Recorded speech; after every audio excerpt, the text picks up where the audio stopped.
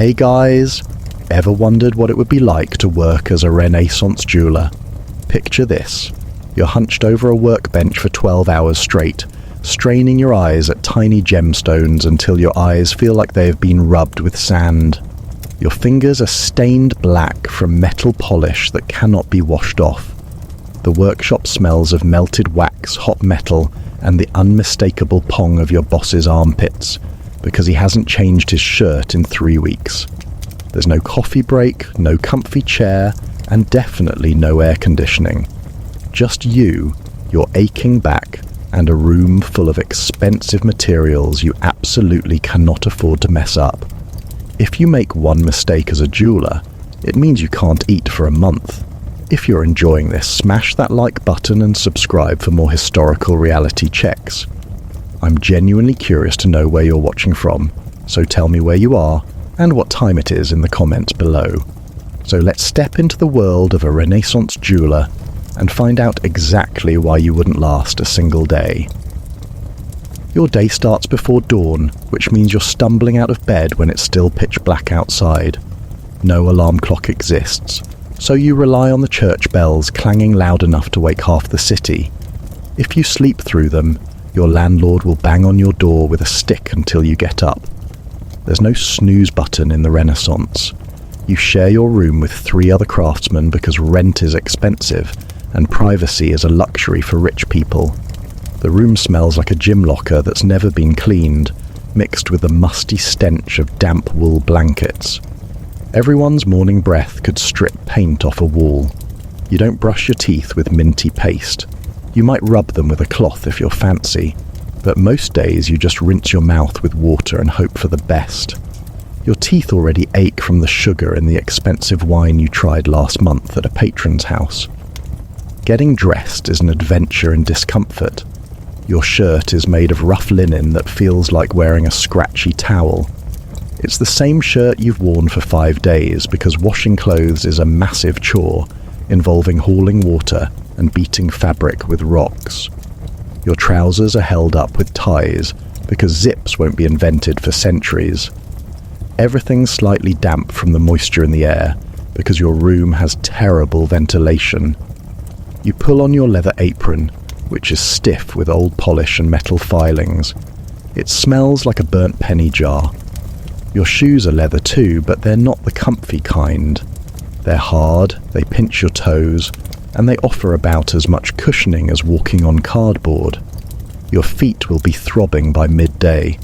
Breakfast isn't the relaxing meal you're used to. There's no cereal, no toast, no microwave porridge. You get a chunk of dark bread that's so hard you have to dunk it in ale to soften it. Yes, ale for breakfast. Water isn't safe to drink in most cities, so weak beer is the standard morning beverage. The bread tastes like sawdust mixed with disappointment. If you're lucky, there might be some cheese, but it's the hard, crumbly kind that's been sitting in a cellar and tastes faintly of mold. You eat standing up because there's no dining table, just a wobbly bench. Crumbs scatter everywhere, and within seconds there are mice scuttling around your feet. You've given up trying to keep them out. They live here now. They're your roommates too. The walk to the workshop takes you through streets that are an assault on every sense. The cobblestones are uneven and slippery with a mixture of mud and things you don't want to identify. Horse droppings are everywhere, great steaming piles that you have to navigate like an obstacle course. The air is thick with smoke from 100 chimneys, mixed with the stench of the tannery down the road. Tanneries use rotting animal skins soaked in dog droppings to cure leather, and the smell carries for blocks. It's like someone bottled the worst possible farmyard smell and sprayed it as perfume. You breathe through your mouth, but then you can taste it. There's no winning. People are shouting from every direction. Street vendors are hawking their goods, announcing fresh fish that definitely isn't fresh anymore. Beggars are calling out for coins. Someone's having an argument about a stolen chicken. A cart rattles past and nearly runs over your foot. The noise is constant and overwhelming, like being stuck in the worst commuter rush, but with more animal noises and less personal space. Everyone's jostling everyone else because the streets are narrow and packed. Someone's elbow catches you in the ribs. You don't even turn around because it happens 10 times before you reach the workshop. When you finally arrive at the jeweler's workshop, you're already exhausted, and the actual work hasn't even started. The workshop is a small room on the ground floor of a crooked building that leans slightly to one side. The ceiling is low enough that tall people have to duck. There are no windows because glass is expensive, and also because your master doesn't want thieves looking in at the valuable materials. Instead, there are wooden shutters that let in drafts and occasional smells from the butcher next door. The workshop is lit by tallow candles, which are made from animal fat and smell like burning meat. The stench is thick and greasy. It coats the back of your throat. You'll smell like a melted candle by the end of the day. Your workbench is a small wooden table covered in stains, scratches, and mysterious burn marks. There's no ergonomic chair. You sit on a hard wooden stool that's too low, which means you're hunched over like a question mark for the entire day. Your back starts aching within the first hour. By lunchtime, it feels like someone's driving nails into your spine. There's no lumbar support, no adjustable height, no cushion, just you and a piece of wood that's older than your grandfather. Your master keeps saying that suffering builds character. Your vertebrae disagree. The tools of the trade are spread out in front of you. Hammers, files, pliers, gravers, and a small anvil. Everything's made of iron or steel, and everything's heavy. Your hands will develop calluses on top of calluses. The handles are worn smooth by decades of use, but they're still hard and unforgiving. There are no rubber grips, no comfortable foam padding. You grip metal and wood all day until your fingers cramp. Your master demonstrates a technique, holding a tiny file and scraping it across a piece of silver with excruciating precision. He makes it look easy. When you try, your hand shakes and you nearly scratch a groove in the wrong place. He sighs dramatically and reminds you that silver costs more than you earn in a month. No pressure. The first task of the day is preparing materials, which sounds simple but absolutely isn't. You need to melt a small amount of gold to mix it with copper and create the right alloy for a ring. This involves building a tiny charcoal fire in a clay crucible and using bellows to get the temperature high enough. The bellows are operated by hand, which means you're pumping this leather contraption back and forth for 20 minutes straight. Your arms burn, your shoulders ache. Sweat starts trickling down your back even though it's barely mid-morning. The room gets stiflingly hot. The charcoal smoke makes your eyes water and your throat scratchy. You're coughing within minutes, but you can't stop pumping because the temperature has to stay consistent. When the gold finally melts, it's a glowing puddle of liquid metal that's mesmerizing and terrifying. One wrong move, and you could spill molten gold onto the workbench, the floor, or your foot. You pour it carefully into a mold, holding the crucible with a pair of iron tongs that are almost too hot to grip, even through a thick cloth. Your hands are shaking from the effort of keeping steady. The gold hisses as it hits the mold. Steam rises. The smell of hot metal fills the air, sharp and metallic. It's the kind of smell that gets into your nose and stays there all day. You can taste it on your tongue, like licking a handful of old coins. While the gold cools, you're given another task: polishing a silver brooch until it shines like a mirror. This involves rubbing it with a cloth and a paste made from chalk and oil. The paste is gritty and smells faintly rancid because the oil isn't fresh. You rub and rub and rub. Your arm moves in circles until your shoulder's on fire. The silver slowly starts to gleam, but it takes forever. Every tiny scratch has to be buffed out. Every dull spot has to be polished. Your fingers cramp. The cloth gets grimy. You switch hands, but your other hand isn't as coordinated, so the polishing's uneven. Your master inspects your work, holds it up to the dim light, and points out 3 spots you missed. You start again. Lunchtime arrives, and it's not the relaxing break you're dreaming of. There's no cafeteria, no meal deal, no sandwich from a shop. You eat whatever you brought with you, which is usually more of that brick-like bread, maybe with a sliver of salted fish if you're feeling extravagant. The fish is so salty it makes your mouth pucker. You wash it down with ale from a shared jug that's been sitting in the corner all morning. The jug's rim is greasy from everyone's lips. You try not to think about it. The bread sits heavy in your stomach like a rock. There's no time to digest properly because lunch lasts 15 minutes, maybe 20 if your master's in a good mood. The afternoon brings more intricate work. You're tasked with setting a gemstone into a gold ring. The stone is a tiny ruby, deep red and polished smooth. It's worth more than you'll earn in 6 months. Your hands are clammy with nerves. You have to carve a small seat for the stone using a graver, which is basically a sharp metal rod with a wooden handle. You hold it at an angle and push it into the gold, shaving off tiny curls of metal. One slip and you'll gouge the ring and ruin it. Your master is watching. You can feel his eyes burning into the back of your neck. The pressure is immense. Your hand cramps halfway through. You pause, flex your fingers and keep going. The graver slips slightly. Your heart stops. You check the ring. It's fine. Barely. You finish carving the seat and carefully place the ruby into position. Now comes the terrifying part, using a tiny hammer and punch to bend the gold over the stone and hold it in place. Each tap has to be precise. Too hard and you'll crack the ruby. Too soft and the stone won't stay put. You tap gently. The gold moves a fraction. You tap again. And again. Your master leans over your shoulder, breathing his lunch breath directly into your face.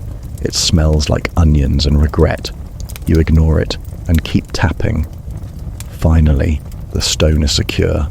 Your master grunts in approval, which is the closest thing to praise you'll get all week. The rest of the afternoon is a blur of repetitive tasks. Filing metal edges smooth, drilling tiny holes with a bow drill that you operate by pulling a string back and forth. Your arms are trembling from fatigue, engraving delicate patterns into a silver pendant using a graver that keeps slipping because your hands are too tired to hold it steady. Every task requires absolute focus and precision, but your brain is foggy from exhaustion and hunger. The candles are burning low, cast in flickering shadows that make it even harder to see. Your eyes are dry and gritty. You blink constantly, but it doesn't help. By the time evening arrives, your body feels like it's been through a battle. Your back is locked in a permanent hunch. Your fingers are stiff and aching. There's a blister forming on your thumb from gripping tools all day. Your neck is sore from craning forward to see tiny details. Your feet are numb from sitting on that horrible stool. Every part of you hurts. But you're not done yet. The workshop has to be cleaned and secured before you can leave. This means sweeping up metal filings, which are sharp enough to cut your hands if you're not careful. Putting away tools in their designated spots, which your exhausted brain can barely remember. Covering valuable materials with cloth so they don't gather dust overnight. Banking the fire so it doesn't go out completely because starting it again tomorrow is a pain. Your master inspects everything with the thoroughness of someone who's convinced you're trying to sabotage him. He points out a file you put in the wrong spot. He notices a smudge on the workbench. He reminds you that the shop's reputation depends on excellence and cleanliness. You nod and fix everything while fantasizing about collapsing into bed. Finally, he's satisfied. He locks the valuable materials in a strong box that's bolted to the floor. The workshop door is locked with a heavy iron key. You step out into the street, and the cold evening air hits you like a slap. After hours in the hot, smoky workshop, the temperature change is shocking. You shiver immediately. The walk home is just as unpleasant as the morning journey, but now you're too tired to care. You shuffle through the streets like a zombie. The mud squelches under your shoes. Someone's emptying a chamber pot from an upstairs window, and you narrowly avoid getting drenched. The shout of warning comes half a second before the splash. You jump back, and the contents hit the street right where you were standing. It smells exactly as bad as you'd imagine. You keep walking. There's no point complaining. This is normal. Morning comes far too quickly, and your body protests every movement. Your back is locked solid from yesterday's hunching. Rolling out of the straw mattress feels like trying to unbend a rusted hinge. Your fingers are so stiff you can barely make a fist. The blister on your thumb has definitely got worse overnight. It throbs with every heartbeat. You prod it gently and immediately regret the decision. There's no antiseptic cream, no plaster, nothing.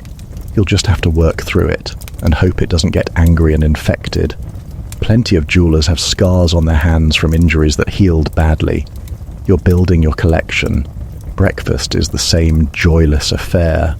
Rock-hard bread dunked in ale that tastes faintly of the barrel it was stored in. Your stomach rumbles in complaint, but there's nothing else available unless you want to spend precious coins at a street vendor. You're saving every penny because jewelers don't earn as much as people think. Yes, you work with gold and gems, but you don't own them. They belong to clients or your master. You're just the skilled hands doing the work. Your wages are modest at best. Most of your money goes to rent, food, and replacing worn-out tools. There's nothing left for luxuries like decent meals or soft blankets. The street is already bustling when you head to the workshop. A farmer is driving a flock of geese to market, and they're honking loud enough to wake the dead. They're also pooping everywhere, adding to the already impressive collection of droppings decorating the cobblestones. You sidestep a fresh green splat and nearly trip over a sleeping dog. The dog doesn't even wake up. It's learned to ignore chaos. You're learning too. A woman leans out of a window and shakes out a rug, sending a cloud of dust directly into your face. You cough and keep walking. Complaining would be pointless. Everyone's too busy trying to survive to worry about courtesy. At the workshop, your master is already there, which means you're slightly late even though you left at the same time as yesterday. He gives you a look that could curdle milk. You mumble an apology and hurry to your workbench. Today's task is repairing a broken necklace for a wealthy merchant's wife. The clasp has snapped, and 2 links need replacing. It sounds straightforward until you see the necklace. It's made of intricately twisted gold wire with tiny seed pearls woven into the design. Each link is barely bigger than a grain of rice. Your heart sinks. This is going to take hours of eye-straining, finger-cramping precision work. First, you need to make new wire. This involves taking a small piece of gold and heating it until it's soft enough to hammer into a thin strip. Then you pull the strip through a draw plate, which is a metal plate with progressively smaller holes. You thread the gold through the largest hole and pull it with pliers. The gold stretches and thins. You move to the next smaller hole and pull again, and again. Your arms are shaking with effort. The wire has to be perfectly round and smooth with no kinks or flat spots. Any imperfection will be visible in the final piece. You pull the wire through a dozen holes, each one requiring more force than the last. By the time you're done, your shoulders are burning and your hands are cramping. Next, you twist 2 strands of wire together to match the pattern of the original necklace. This requires clamping one end in a vise and twisting the other end with pliers. The twist has to be tight and even. You turn the pliers slowly, counting rotations to keep the pattern consistent. Your wrist aches. Twisted wire is then shaped into tiny loops using a needle file and bent into shape with tweezers. Each loop has to be identical to the existing ones. You hold your work up to the light and compare. Close, but not quite right. You adjust. Compare again. Better. You solder the loops closed using a tiny flame and a fragment of solder barely visible to the naked eye. The heat makes your face flush. A bead of perspiration rolls down your temple. The smell in the workshop today is particularly special because your master decided to pickle some metal in a solution of vinegar and salt to clean off oxidation. The vinegar stench is sharp and acidic, making your nose wrinkle and your eyes water. It's like standing over a jar of the sourest pickles imaginable, except worse because it's mixed with the metallic tang of dissolved copper. You breathe through your mouth, but then you can taste it. The sour, brassy flavor coats your tongue. You try to focus on the necklace and ignore the sensory assault. It doesn't work. The smell is everywhere. While you're working, a customer arrives. This is always stressful because customers are unpredictable. This particular customer is a minor nobleman who clearly thinks very highly of himself. He sweeps into the workshop like he owns the place, his fancy cloak swirling dramatically. He immediately wrinkles his nose at the smell. You can't blame him, but you also can't do anything about it. Your master puts on his most obsequious smile and asks how he can be of service. The nobleman wants a custom ring with his family crest engraved on it. He describes the design in excruciating detail, changing his mind 3 times about the metal and 4 times about the size of the stone. Your master nods and agrees to everything while you frantically sketch notes on a scrap of parchment. The nobleman then wants to see examples of previous work. Your master brings out a selection of rings and brooches, handling each piece with exaggerated care. The nobleman picks them up with his soft, uncalloused hands and examines them like he's an expert. He makes comments about the craftsmanship, some accurate and some completely wrong. Your master doesn't correct him. You bite your tongue.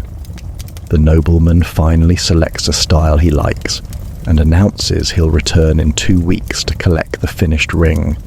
He doesn't ask how much it will cost. Rich people never do.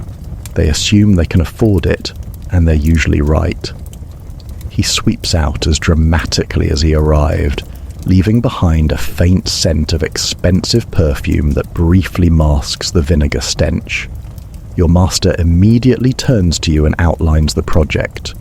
You'll be doing most of the actual work while he supervises and handles the client-facing aspects. This is normal. Masters take the credit and the money. You take the experience and the wages. The ring has to be perfect because noblemen have friends, and those friends are potential customers. One badly made ring could ruin the workshop's reputation. No pressure at all. You nod and mentally add this to your growing list of projects that will give you nightmares. Lunchtime brings another round of disappointing food. Today's bread is somehow even harder than yesterday's. You wonder if it's the same loaf and it's just aging badly. The cheese has developed a slightly fuzzy edge that you scrape off with your knife before eating the rest. It tastes sharp and unpleasantly tangy. You wash it down with ale and try not to think about what's in the water supply that makes ale the safer option. Your stomach gurgles unhappily. You've been mildly queasy for 3 days now. It's probably something you ate, but it could also just be the constant low-level stress and poor diet. Everyone you know has digestive complaints. It's just part of life. The afternoon is dedicated to engraving practice because the nobleman's ring will require detailed engraving, and you need to make sure your skills are sharp. Engraving involves holding a graver at a precise angle and pushing it through metal to carve lines. It requires steady hands, excellent eyesight, and the patience of a saint. You don't have any of those things right now. Your hands are tired, your eyes are strained, your patience evaporated sometime around mid-morning. But you practice anyway, because the alternative is messing up an expensive commission and facing your master's wrath. By the third day of the week, your body has entered a state of constant low-level agony that you're learning to ignore. The blister on your thumb has burst, and now it's just a raw patch that stings every time you grip a tool. You've wrapped it in a strip of cloth, but the cloth is already grimy from workshop dirt and probably making things worse. Your back has developed a permanent ache that radiates from your lower spine up to your shoulders. At night, you lie on your straw mattress and feel every muscle throb in protest. The fleas have found the burst blister and seem to consider it a delicacy. You wake up scratching. Today's main task is setting a series of small garnets into a silver brooch. Garnets are deep red stones that look like frozen drops of wine. They're beautiful, but also brittle, which means you have to be incredibly gentle when setting them. Each stone has to sit in its own little carved seat, surrounded by tiny prongs of silver that will be bent over to hold it in place. There are 12 stones in total, 12 opportunities to make a catastrophic mistake. You take a deep breath and start with the first one. The workshop is freezing this morning because autumn has arrived and the weather has turned. There's no central heating, obviously. The only warmth comes from the small charcoal brazier used for metalwork, and that's across the room. Your fingers are stiff with cold, which is exactly what you don't need when attempting delicate precision work. You blow on your hands to warm them. It helps for approximately 10 seconds. You consider moving closer to the brazier, but your master is working there and there's no room. You pull your sleeves down over your hands and try to work through the fabric. This lasts 30 seconds before you realize you can't feel anything and nearly drop a garnet. You give up and accept that your fingers will be numb. The first stone goes in smoothly. You carve the seat, place the garnet, and carefully tap the prongs over with a tiny punch. The stone sits perfectly, glinting in the candlelight. You feel a surge of satisfaction. Maybe today won't be a disaster after all. The second stone also goes well, and the third. By the fourth stone you're feeling confident. Too confident. You tap the prongs slightly too hard. The garnet cracks with a sound like a tiny bone breaking. Your stomach drops into your shoes. You stare at the ruined stone, watching the cracks spread across its surface like a frozen lightning bolt. Your master looks up from his work. He doesn't say anything. He doesn't need to. The disappointment radiating from him is palpable. You carefully remove the broken stone, knowing that its cost will be deducted from your wages. That's a week's worth of food gone because of one careless tap. You fetch a replacement garnet from the supply box, your hands shaking slightly. The fifth stone goes in perfectly because you're now terrified, and terror makes you careful. The sixth stone is also fine. By the 12th stone your nerves are shredded and your hands are cramping, but all the remaining stones are intact and secure. You've only lost one. It could have been worse. Mid-morning brings an unexpected visitor. Another jeweler from across the city has come to borrow some borax because he's run out and needs it urgently. This is common practice. Craftsmen help each other out because supplies can be unpredictable and expensive. Your master greets him warmly, and they chat while you continue working. The visitor smells like he's been working with sulfur, a rotten egg stench that makes the workshop's usual vinegar and metal smell almost pleasant by comparison. He's also brought news and gossip from his part of town. Someone's workshop burned down last week. A journeyman fell and broke his arm and can't work for months. The guild is arguing about changing the regulations on gold purity. Your master listens intently and offers his own opinions. The visitor eventually notices you working and comes over to inspect your brooch. He picks it up without asking, holding it close to his face. His breath smells like onions and tooth decay. He makes approving noises about the stone setting and comments on the quality of the silver. Then he notices the practice plate on your bench covered in engraving attempts. He launches into a long explanation of his own engraving technique, which involves holding the graver at a slightly different angle and using more wrist motion. He demonstrates in the air, his hands swooping dramatically. You nod politely and try to absorb the information. He's probably right. He's been doing this for 30 years. But he's also standing too close and his armpit smell is competing with the sulfur stench. You're trapped between being respectful and trying not to breathe. Eventually, the visitor leaves with his borrowed borax and a promise to return it next week. Your master returns to his bench, and you return to breathing normally. The rest of the morning is spent polishing the completed brooch until it shines. Polishing is boring, repetitive work that gives you too much time to think. You think about how much your hand hurts, about the money you've lost from the broken garnet, about whether you'll ever be skilled enough to open your own workshop, about what's for lunch and whether it will be the same disappointing bread, about the itch on your ankle that's definitely a flea bite. You polish and think and try not to go mad from boredom. Lunch is indeed the same bread, but today there's a surprise. A small apple. It's wrinkled and has a brown spot, but it's still an apple. Fresh fruit is a rare treat because it's expensive and doesn't keep well.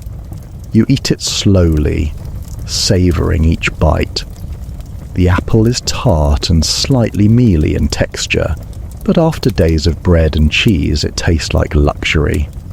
Your roommate the baker traded it to you for helping him move a heavy sack last week. You make a mental note to help him move more things. The apple sits better in your stomach than the usual heavy bread. For approximately an hour, you feel almost good. The afternoon brings a new challenge, repairing a broken chain. The chain is made of tiny interlocking links, each one individually formed and soldered. One link has broken, and you need to replace it. This means making a new link that matches exactly, then opening the chain at the break point, inserting the new link, and soldering everything back together without melting the adjacent links or making the repair obvious. It's fiddly work that requires the patience of someone who's definitely not running on insufficient sleep and a diet of bread. You make the new link by wrapping thin gold wire around a mandrel to form a tiny loop, then cutting it free and filing the ends perfectly flat so they'll meet seamlessly when solid. The wire is so thin it's almost invisible. You drop it twice. The first time you find it immediately. The second time, it disappears into the chaos of the workshop floor, and you spend 10 minutes searching on your hands and knees among the dirt and metal filings before finally spotting it wedged in a crack between floorboards. Your knees hurt from kneeling. Your eyes hurt from searching. You retrieve the link and immediately clamp it to the workbench so it can't escape again. Soldering the link requires heating it with a tiny flame from a blowpipe, which you operate by blowing steadily through a tube while holding the work steady with one hand and applying solder with the other. It requires the coordination of someone juggling while riding a bicycle. You position everything carefully, take a deep breath, and blow into the pipe. The flame appears, bright and focused. You direct it at the link. The solder melts and flows. For a brief, glorious moment, everything is going perfectly. Then you breathe in by mistake, suck hot air back through the pipe, and cough violently. The workpiece shifts. The solder flows slightly out of position. You've created a small blob where there should be a smooth joint. It's not ruined, but it's not perfect. You'll have to file it down and polish it heavily to hide the evidence. The middle of the week brings a special kind of exhaustion that settles into your bones like damp cold. You wake up feeling like you never actually slept, just closed your eyes and waited for morning. Your roommate the blacksmith snores like a congested horse, and last night he was particularly vigorous. You spent half the night lying awake, listening to him rattle the rafters and wondering if it's possible to smother someone with a thin blanket and get away with it. You decided it probably isn't worth the risk. Prison would involve even less comfortable sleeping arrangements. The weather has turned properly miserable. Rain is hammering down, turning the streets into rivers of brown sludge. You don't have an umbrella because those won't be practical for common people for a long while yet. You have a cloak made of wool that's supposed to be water resistant. It isn't. Within 2 minutes of leaving your lodgings, you're soaked through. The wool smells like wet dog, except the dog has been rolling in things it shouldn't. Rain drips off your hood and down the back of your neck. Your shoes squelch with every step. Water seeps through the leather, and your feet are immediately cold and wet. They'll stay that way all day because there's nowhere to dry them. The workshop offers no relief from the misery. It's damp and cold because the shutters are closed against the rain, which means no light and no air circulation. The candles struggle in the moisture-heavy air, flickering and smoking. Everything feels clammy. The tools are cold to touch. Your hands are stiff and clumsy. Your master is in a foul mood, probably because he also had to walk through the deluge. He snaps at you twice before mid-morning for things that wouldn't normally bother him. You keep your head down and work in silence. Today's main project is creating a decorative pendant from scratch. The client wants a design featuring intertwined vines with small leaves. It sounds lovely. In reality, it means hours of painstaking work, sawing, filing, and soldering tiny pieces of silver into shape. You start by drawing the design on paper, which immediately smudges because your hands are damp. You redraw it. Your master looks at it, suggests changes, and you draw it again. The fourth version gets approval. You carefully trace the design onto a thin sheet of silver, using a sharp scribe that scratches lines into the metal. Sawing out the design is torture. You use a jeweler's saw, which is a delicate frame with a thin blade stretched between the ends. The blade is so fine it's barely visible, and breaks if you look at it wrong. You've already broken 3 blades this week. Your master sighs dramatically every time, and reminds you that blades cost money. You clamp the silver sheet to the workbench and begin sawing slowly along your traced lines. The saw makes a thin, whining screech with each stroke. Your arm moves back and forth in tiny motions. It's like trying to cut through metal with dental floss. Progress is measured in millimeters. Halfway through sawing out the first vine shape, the blade snaps with a musical ping. A piece of it flies off and vanishes into the workshop shadows. You close your eyes, count to 5, and fit a new blade into the saw frame. This involves threading the tiny blade through the frame and tightening it to exactly the right tension. Too loose, and it wobbles and cuts poorly. Too tight, and it snaps immediately. You test the tension by plucking it like a guitar string. It makes a high, singing note. Close enough. You resume sawing. 3 cuts later, the blade snaps again. Your master doesn't even look up. He just points at the blade box. You fit another blade and keep going. By lunchtime, you've successfully cut out all the pieces. Your hand is cramping so badly you can barely open your fingers. You've broken 6 blades total, which is a new personal record you're not proud of.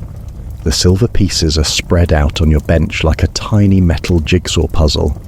Now comes the fun part. Filing each piece smooth and shaping them to match your design. You pick up a needle file, which is about as thick as a matchstick, and start working on the first piece. The file makes a rhythmic scritch sound as it scrapes away tiny particles of silver. Your wrist moves in short, controlled strokes. After 10 minutes, You've shaped approximately 3 millimeters of edge. You have 30 more pieces to go. Lunch is a soggy affair because you forgot to wrap your bread in anything waterproof. The cloth you usually carry it in is soaked, and the bread has absorbed water like a sponge. It's now a mushy, unpleasant paste that tastes like wet flour. You eat it anyway, because the alternative is staying hungry until evening. The cheese has fared slightly better, protected by its wax coating. It's still edible, though it's picked up a faint taste of damp wool from your cloak. You eat standing up, staring out at the rain through the workshop shutters. The street outside is empty. Everyone with sense is indoors. You're indoors, but you're still miserable. The afternoon is dedicated to soldering all the vine pieces together. This requires heating each joint with a tiny flame and applying minute amounts of solder. The pieces are so small they're difficult to hold steady. You use tweezers in one hand, the blowpipe in the other, and pray that you don't drop anything. The first few joints go smoothly. The solder flows nicely and the pieces bond together. You're building the design piece by piece, and it's actually starting to look like intertwined vines. You feel a rare moment of satisfaction. Then disaster strikes. You're soldering a particularly tricky joint where 3 pieces meet. You heat it carefully, apply the solder, and watch it flow. Perfect, except you've accidentally soldered a piece slightly out of position. It's wrong by maybe a millimeter, but a millimeter might as well be a mile in jewelry work. The design is now crooked. You stare at it in horror. Your options are to leave it crooked and hope the client doesn't notice, or unsolder it and start again. Your master walks past, glances at your work, and taps the crooked piece with his finger. His meaning is clear. You're starting again. Unsoldering means heating the joint until the solder melts and the pieces come apart. This risks overheating the silver and making it brittle. You heat it gently, watching the solder turn liquid. The piece shifts. You grab it with tweezers and pull it free. Success. The silver is slightly discolored from the heat, but it's fixable. You clean the joint, reposition the piece correctly, and solder it again. This time it's perfect. Your master nods once in approval. You've been working on this pendant for 6 hours and it's maybe half finished. Tomorrow will be more of the same. While you're working, a merchant arrives to commission a new piece. He's round and red-faced and his clothes are expensive but straining at the seams. He's soaked from the rain and dripping all over the workshop floor. He wants a gold chain, thick and heavy, to demonstrate his wealth. He emphasizes that it needs to look expensive because he's trying to impress a potential business partner. Your master shows him examples and discusses designs while you continue working. The merchant is loud and boorish, interrupting your master constantly and changing his mind every 30 seconds. He finally settles on a design and haggling begins. The merchant wants the chain for half the quoted price. Your master politely explains that gold costs money and skilled labor costs money. The merchant insists that he's a valued customer and deserves a discount. Your master doesn't budge. The merchant huffs and puffs and threatens to take his business elsewhere. Your master wishes him well and starts tidying up, clearly ending the conversation. The merchant caves immediately and agrees to the original price. It's a performance they've both done 100 times. The merchant leaves, still dripping, and your master returns to his bench with a satisfied expression. Thursday morning arrives with your body staging a full revolt. The persistent cough from yesterday has settled into your chest. Every breath makes a rattling sound. Your throat feels like you've been swallowing sandpaper.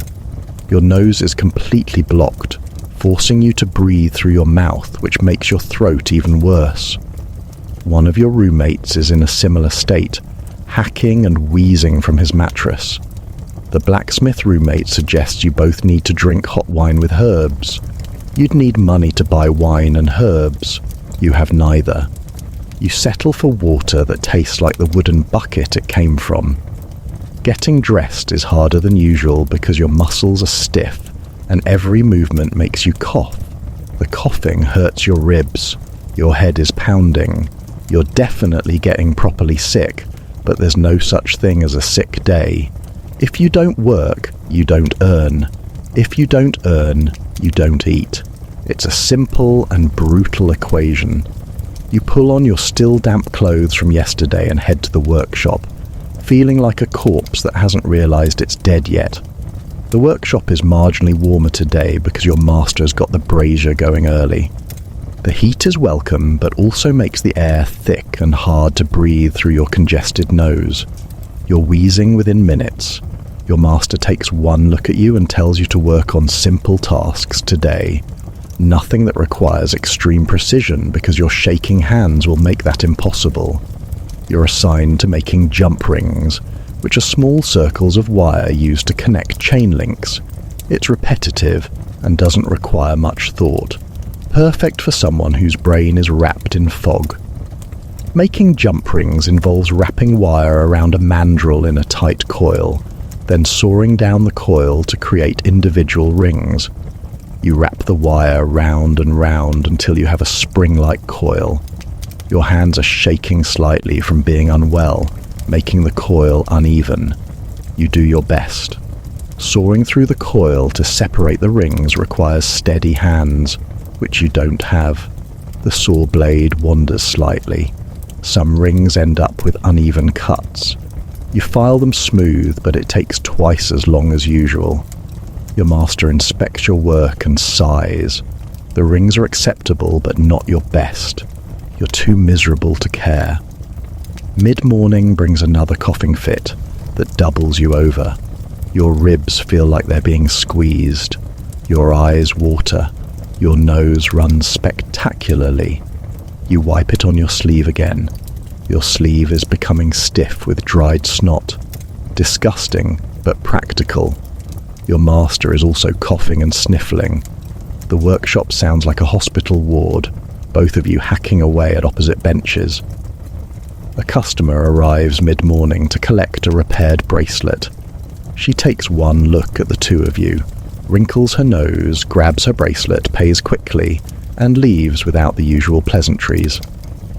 Nobody wants to linger in a room full of sick people.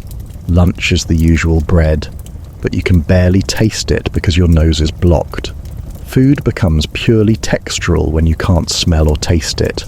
The bread is just dry and chewy. The cheese is just salty and crumbly. You eat because your body needs fuel, but there's no enjoyment in it. You wash it down with ale that could taste like anything, and you wouldn't know. Your throat hurts less when you're swallowing, at least. The moment you stop, it goes back to feeling like broken glass. The afternoon task is polishing a collection of silver spoons someone commissioned as a gift. Spoons are popular gifts among people wealthy enough to afford silver cutlery. Most people eat with their hands or wooden implements. Silver spoons are a status symbol. These particular spoons have decorative handles with twisted patterns. Every crevice needs to be polished until it gleams. You apply polish and rub, and rub, and rub. The repetitive motion is actually soothing in a mindless way. Your arm moves in circles, your brain shuts off. You exist purely as a polishing machine. The polish smells sharp and chemical. Normally this would bother you, but your nose is so blocked you can barely smell anything. It's the one advantage of being sick. The workshop could be on fire and you probably wouldn't notice until the flames reached your bench. You polish for 2 hours straight, working through the entire set of spoons. Your arm is tired, but your mind is pleasantly blank. When you're finished, the spoons shine like mirrors. Your master inspects them and actually praises your work. This is so rare you almost wonder if you're hallucinating from fever. Late afternoon brings an unexpected guild inspection. The Jewelers Guild sends representatives around periodically to check that workshops are maintaining standards. They verify that you're not mixing too much base metal into gold alloys, that you're not misrepresenting the quality of gems, and that safety standards are being maintained. The inspector is a stern older man with a face like a hatchet. He examines your workspace with the intensity of someone expecting to find evidence of crimes. He checks the purity marks on finished pieces. He inspects the strongbox where valuable materials are stored. He even examines the quality of your tools. The inspector asks you questions about your training and qualifications. You answer while trying not to cough directly at him. He doesn't look impressed by your answers or your general existence. He makes notes on a wax tablet. Finally, he declares the workshop acceptable and leaves. Your master visibly relaxes. A bad inspection report can damage a workshop's reputation and result in fines. You return to your bench and immediately have another coughing fit. The inspector's visit took 15 minutes but felt like 15 hours. The rest of the afternoon is spent preparing metal for tomorrow's work. This involves measuring out precise amounts of gold and copper to create an alloy. Gold is too soft to use pure for most jewellery, so it's mixed with harder metals. The proportions have to be exact to achieve the right colour and durability. You weigh tiny amounts on a balance scale so sensitive that breathing on it makes it wobble. Your shaking hands don't help. You measure and remeasure until you're confident the proportions are correct. Your master checks your calculations and approves. The metals are stored carefully for melting tomorrow. As evening approaches, you're tasked with the usual cleaning routine. Sweeping up metal filings, which you're definitely not supposed to inhale, but absolutely are inhaling because your nose is useless and you're breathing through your mouth. Organising tools that have been scattered across the workbench, covering valuable pieces with cloth. Every movement feels like you're wading through treacle. Your body is heavy and exhausted. Your head is pounding in rhythm with your heartbeat. You want nothing more than to lie down and not move for approximately 3 days. The walk home is a blur of exhaustion. The streets are busy with people finishing their work days. Someone's frying fish nearby, and the smell would normally make you hungry. But your blocked nose means you're aware of it more as a thick presence in the air than an actual scent. Your feet carry you home automatically while your brain barely functions. You navigate by memory rather than active thought.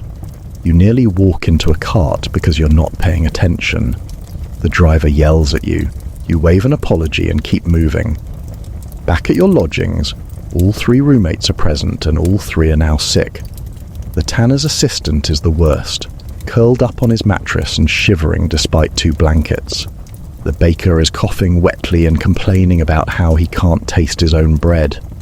The blacksmith is still snoring, but now he's snoring and wheezing, creating a sound like a broken bellows. It's a symphony of misery. Nobody has the energy to cook anything warm or find medicine. You all just collapse into your respective sleeping spots and hope tomorrow is better. It won't be, but hope is free. Friday morning begins with the realization that your illness has reached its peak. Your head feels like it's stuffed with damp wool. Every joint aches. Your cough has progressed from dry and irritating to wet and productive, which is somehow worse. You're producing quantities of mucus that seem impossible for one human body to generate. Your roommates are equally miserable. The shared room smells like a combination of sick people, unwashed bodies, and the general mustiness of damp fabric. It's a thick, cloying smell that coats the back of your throat. Not that you can smell it properly through your blocked nose, but you can taste it. Breakfast is a miserable affair. The bread is stale enough that you nearly break a tooth trying to bite into it. You give up and just tear off small pieces to suck on until they soften. Your throat protests even this small activity. The ale tastes like bitter sadness. Or maybe that's just how everything tastes when you're ill. Your body feels simultaneously heavy and hollow. You know you need to eat to maintain energy, but your appetite is non-existent. You force down half the bread and call it a victory. The walk to work is accomplished through sheer stubborn refusal to give up. The morning air is cold and damp with fog. It seeps into your lungs and triggers immediate coughing. You hack your way through the streets, sounding like a diseased seal. Other pedestrians give you a wide berth. Nobody wants to catch whatever you're carrying. You don't blame them. If you could avoid yourself, you would. The cobblestones are slippery with morning moisture. You nearly fall twice. Your balance is affected by the fever. Everything feels slightly tilted and unreal. At the workshop, your master takes one look at you and assigns you to the simplest possible task: sorting gemstones. A client has brought in a mixed collection of stones that need to be identified and organized by type and quality. This requires good eyesight and knowledge, but minimal physical effort. You can sit still and focus on small objects without operating dangerous tools. It's the jewelry equivalent of a desk job. You're grateful. The alternative would be trying to solder something while shaking with fever, which would end in disaster. The gemstones are spread out on a black cloth that makes their colours stand out. There are garnets, amethysts, citrines, and several stones you don't immediately recognise. You pick them up one by one, examining them in the weak light from the candle. The garnets are easy, deep red and slightly brittle. The amethysts are purple and transparent. The citrines are yellow gold and catch the light beautifully. There are a few green stones that might be peridots or possibly just green glass. You put those in a separate pile for your master to examine later. Sorting stones is actually quite meditative. Each one is small and fits in your palm. You can feel their weight, their temperature, their smoothness. Some are perfectly polished. Others are rough and need cutting. You organize them into neat rows by color and quality. The best stones go in one section, the medium quality ones in another, the poor or damaged ones in a third pile. Your hands move slowly and carefully. For once, you're not rushing or straining. It's almost peaceful, if you ignore the fact that your head is pounding and you can't breathe through your nose. Mid-morning, your master receives a visitor, a rival jeweler from 2 streets over. This is unusual because rival craftsmen don't typically socialize. Competition for clients is fierce, but this jeweler has come with a proposal. He's received a commission too large to complete alone, a full set of ceremonial jewelry for a wealthy family's daughter. The set includes a necklace, earrings, bracelet and hair ornaments, all in gold with precious stones. It's weeks of work. He's proposing to split the commission with your master's workshop. They'll share the labour and the profit. Your master is immediately interested. Large commissions are rare and lucrative. They discuss terms while you continue sorting stones and trying not to cough too loudly. The 2 jewelers haggle over who does which pieces and how the payment will be divided. There's tension in their politeness. Neither wants to appear too eager or too desperate. Eventually they reach an agreement. Your master will handle the necklace and bracelet. The other jeweler will do the earrings and hair ornaments. They'll both work from the same design drawings to ensure consistency. They shake hands. The visitor leaves.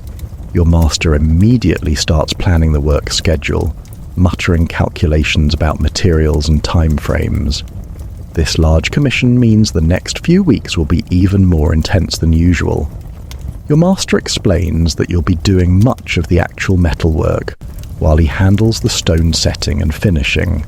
The necklace alone will require making dozens of intricate links. The bracelet needs detailed engraving. It's ambitious and exhausting just thinking about it. You nod along while your brain struggles to process the information through the fever fog. You'll worry about it properly once you're capable of thinking straight. Right now, you're focused on getting through the next 5 minutes without collapsing. Lunchtime brings no relief. Your stomach is queasy from illness, so the thought of eating makes you feel worse. You nibble on a small piece of bread and immediately regret it. Your stomach churns unhappily. You spend 10 minutes sitting very still, willing yourself not to be sick. You succeed. Barely. Your master is eating his lunch while sketching preliminary designs for the commission. He's excited about the project in a way you haven't seen before. Big commissions can make a workshop's reputation. Successful completion could lead to more wealthy clients. It's a huge opportunity. You try to share his enthusiasm. You manage a weak smile. It's the best you can do. The afternoon is spent continuing the stone sorting while your master works on designs. You're grateful for the quiet, undemanding work. Your hands move slowly through the piles of gems. Sort, examine, classify, place. Repeat. Your mind drifts. You think about nothing in particular. The fever makes everything feel distant and slightly surreal. Time passes strangely. You look up and an hour has vanished. You look up again and it's somehow late afternoon. The pile of unsorted stones has dwindled to nothing. Everything's organized neatly. Your master inspects your work and nods approval. The quality of the sorting is good despite your illness. Late afternoon brings another task, preparing wire for the large commission. Your master needs several lengths of gold wire in different thicknesses. You're assigned to pull the wire through the draw plate, which is physically demanding work you're in no condition to do. You do it anyway because there's no choice. You heat a gold rod until it's soft, hammer it into a rough wire shape, and start pulling it through progressively smaller holes in the draw plate. Your arms are shaking from fever and fatigue. The wire resists. You pull harder. Your shoulders burn. You switch hands. Pull again. The wire slowly thins. You move to the next smaller hole. Pull. Rest. Pull. Rest. It's torturous. Halfway through preparing the second length of wire, you have to stop. Your vision is swimming. Black spots dance at the edges. You sit down heavily on your stool before you fall down. Your master notices and tells you to take a break. You sit there breathing heavily, trying to convince your body to keep functioning. After a few minutes, the dizziness passes. You stand up carefully and resume work.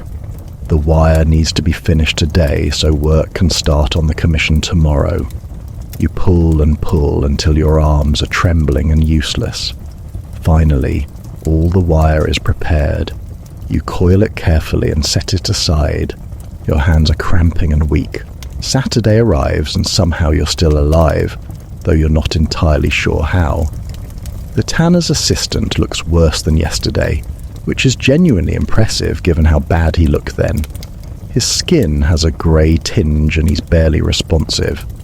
The baker has gone to find help, either a physician or a priest, depending on who's available and affordable.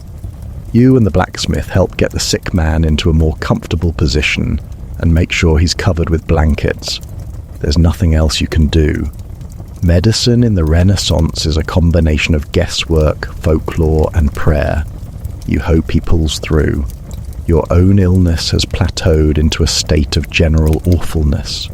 You're no longer getting worse, but you're certainly not better. Your cough persists. Your head aches. Your body feels like it's made of lead.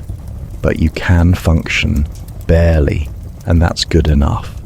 The workshop needs you. The big commission starts today. You drag yourself out of bed, pull on clothes that are now definitely developing their own ecosystem, and head out into the grey morning. The workshop is warm when you arrive because your master has been there since before dawn, preparing. The brazier is glowing hot. Tools are laid out. The wire you prepared yesterday is ready. Sketches of the necklace design are pinned to the wall. Your master is in full planning mode, explaining how the project will proceed. The necklace will be made of interlocking decorative links, each one individually formed and solid. There will be 40 links in total. Each link must be identical. The work will take days. You listen and nod and try to absorb the information while your brain feels like it's wrapped in cotton. You start by forming the first link. This involves taking a length of gold wire, shaping it around a mandrel to create a decorative loop with twisted details, then carefully soldering the ends together. The work requires steady hands and good eyesight, two things you don't currently have. Your hands shake slightly, your eyes are tired and gritty. You work slowly, double-checking each step. The first link takes an hour. It's acceptable but not perfect. Your master examines it, points out minor flaws, and tells you to do better on the next one. You start again. The second link goes more smoothly. You're remembering the technique, even through the fever fog. The wire shapes cleanly. The solder flows perfectly. The link is symmetrical and clean. Your master approves. You feel a small surge of satisfaction. Maybe you can do this after all. The third link is also good, and the fourth. You settle into a rhythm. Shape, position, solder, cool, inspect. Shape, position, solder, cool, inspect. The repetition is actually helpful. Your body knows what to do even when your brain is struggling. Mid-morning brings a moment of excitement when a street vendor passes by selling hot pies. The smell of cooked meat and pastry is incredible. Your blocked nose is finally clearing slightly, and you can actually smell food properly for the first time in days. Your master buys pies for both of you, a rare treat. The pie is hot enough to burn your fingers through the cloth wrapping. You bite into it carefully. The pastry is flaky and buttery. The filling is meat and gravy, heavily seasoned with pepper that makes you cough. It's absolutely delicious. It's the best thing you've eaten in weeks. You devour it in minutes, burning your mouth in your eagerness. Your stomach, which has been queasy for days, finally settles. Real food makes everything better. Fortified by hot pie, you return to making links with renewed energy. The work goes faster. You complete 3 links before lunch, then 4 more in the early afternoon. Each one is carefully inspected and added to the growing chain. Your master is working on a different part of the project, preparing settings for the gemstones that will be incorporated into the necklace. He carves tiny seats in gold bezels, each one precisely sized for its stone. It's exacting work that requires perfect measurements. One mistake means starting over with new materials. He works with intense concentration, occasionally muttering calculations. Lunch is your usual bread and cheese, disappointing after the morning's pie but still necessary. You eat quickly and get back to work. The afternoon stretches ahead. You make more links. Your hands are starting to cramp from the repetitive motions. Your back aches from hunching over the bench. Your eyes are tired from focusing on tiny details in dim candlelight. But the work is progressing. The chain is growing. Each completed link is a small victory. You focus on those victories and ignore the discomfort. Late afternoon brings an unexpected problem. You're soldering link number 18 when the joint doesn't seal properly. The solder flows but doesn't bond. You try again, cleaning the joint thoroughly and applying fresh solder. Same result. The gold is refusing to cooperate. Your master comes over to investigate. He examines the wire and identifies the problem. This particular piece has an impurity in the alloy. It happens sometimes. The metal composition is slightly off, making soldering difficult. The solution is to discard that piece and start with fresh wire. You've wasted 30 minutes and a small amount of gold. Your master is annoyed, but philosophical. These things happen. You fetch new wire and start link 18 again. The corrected link solders perfectly on the first try.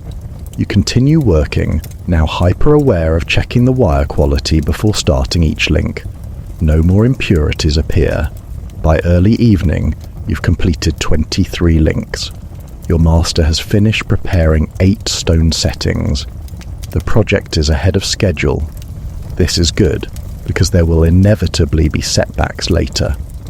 Getting ahead now provides a cushion for future problems. Your master is pleased with the progress. He tells you that you've done good work today, despite being ill. It's high praise. You feel genuinely proud. The cleaning routine happens quickly, because you're both tired and eager to finish for the day. You sweep up gold filings, which are collected carefully and will be melted down for reuse later. Gold is too valuable to waste. Every tiny scrap is saved. You organize tools and cover the work in progress. Your master locks away the partially completed necklace and the remaining materials in the strongbox. The workshop is secured. You step outside into the evening air. The weather has turned colder. Your breath forms clouds in the air. The streets are icy and treacherous. You walk carefully, watching for slippery patches. The cold air makes your cough worse. You hack your way home, disturbing the evening quiet. A window opens above, and someone yells at you to keep it down. You can't stop coughing, so you just walk faster. Your chest aches from coughing. Your throat is raw again. You pull your cloak tighter and hurry along. Back at your lodgings, there's news both good and bad. The good news: the baker found a physician who agreed to examine the tanner's assistant in exchange for a promise of future payment. The bad news: the physician said there's not much to be done except rest, warmth and fluids. The illness has to run its course. The tanner's assistant is still feverish and weak, but the physician thinks he'll recover given time. Everyone's relieved. Losing a roommate would be traumatic, and finding a replacement to split the rent would be difficult. The evening is spent quietly. Nobody has energy for conversation. You all just rest. Someone's managed to get the brazier lit, so the room is marginally warmer. You sit close to it, absorbing heat and trying to stop shivering. Your illness is definitely improving. You're still coughing and tired, but the worst is past. Another few days and you'll be mostly recovered. The tanner's assistant might take longer, but he's young and generally healthy. The baker is already bouncing back, his natural cheerfulness reasserting itself. The blacksmith never seemed that ill to begin with. His constitution is apparently made of iron, like his work. Sunday morning is glorious for one simple reason. You don't have to get up at dawn.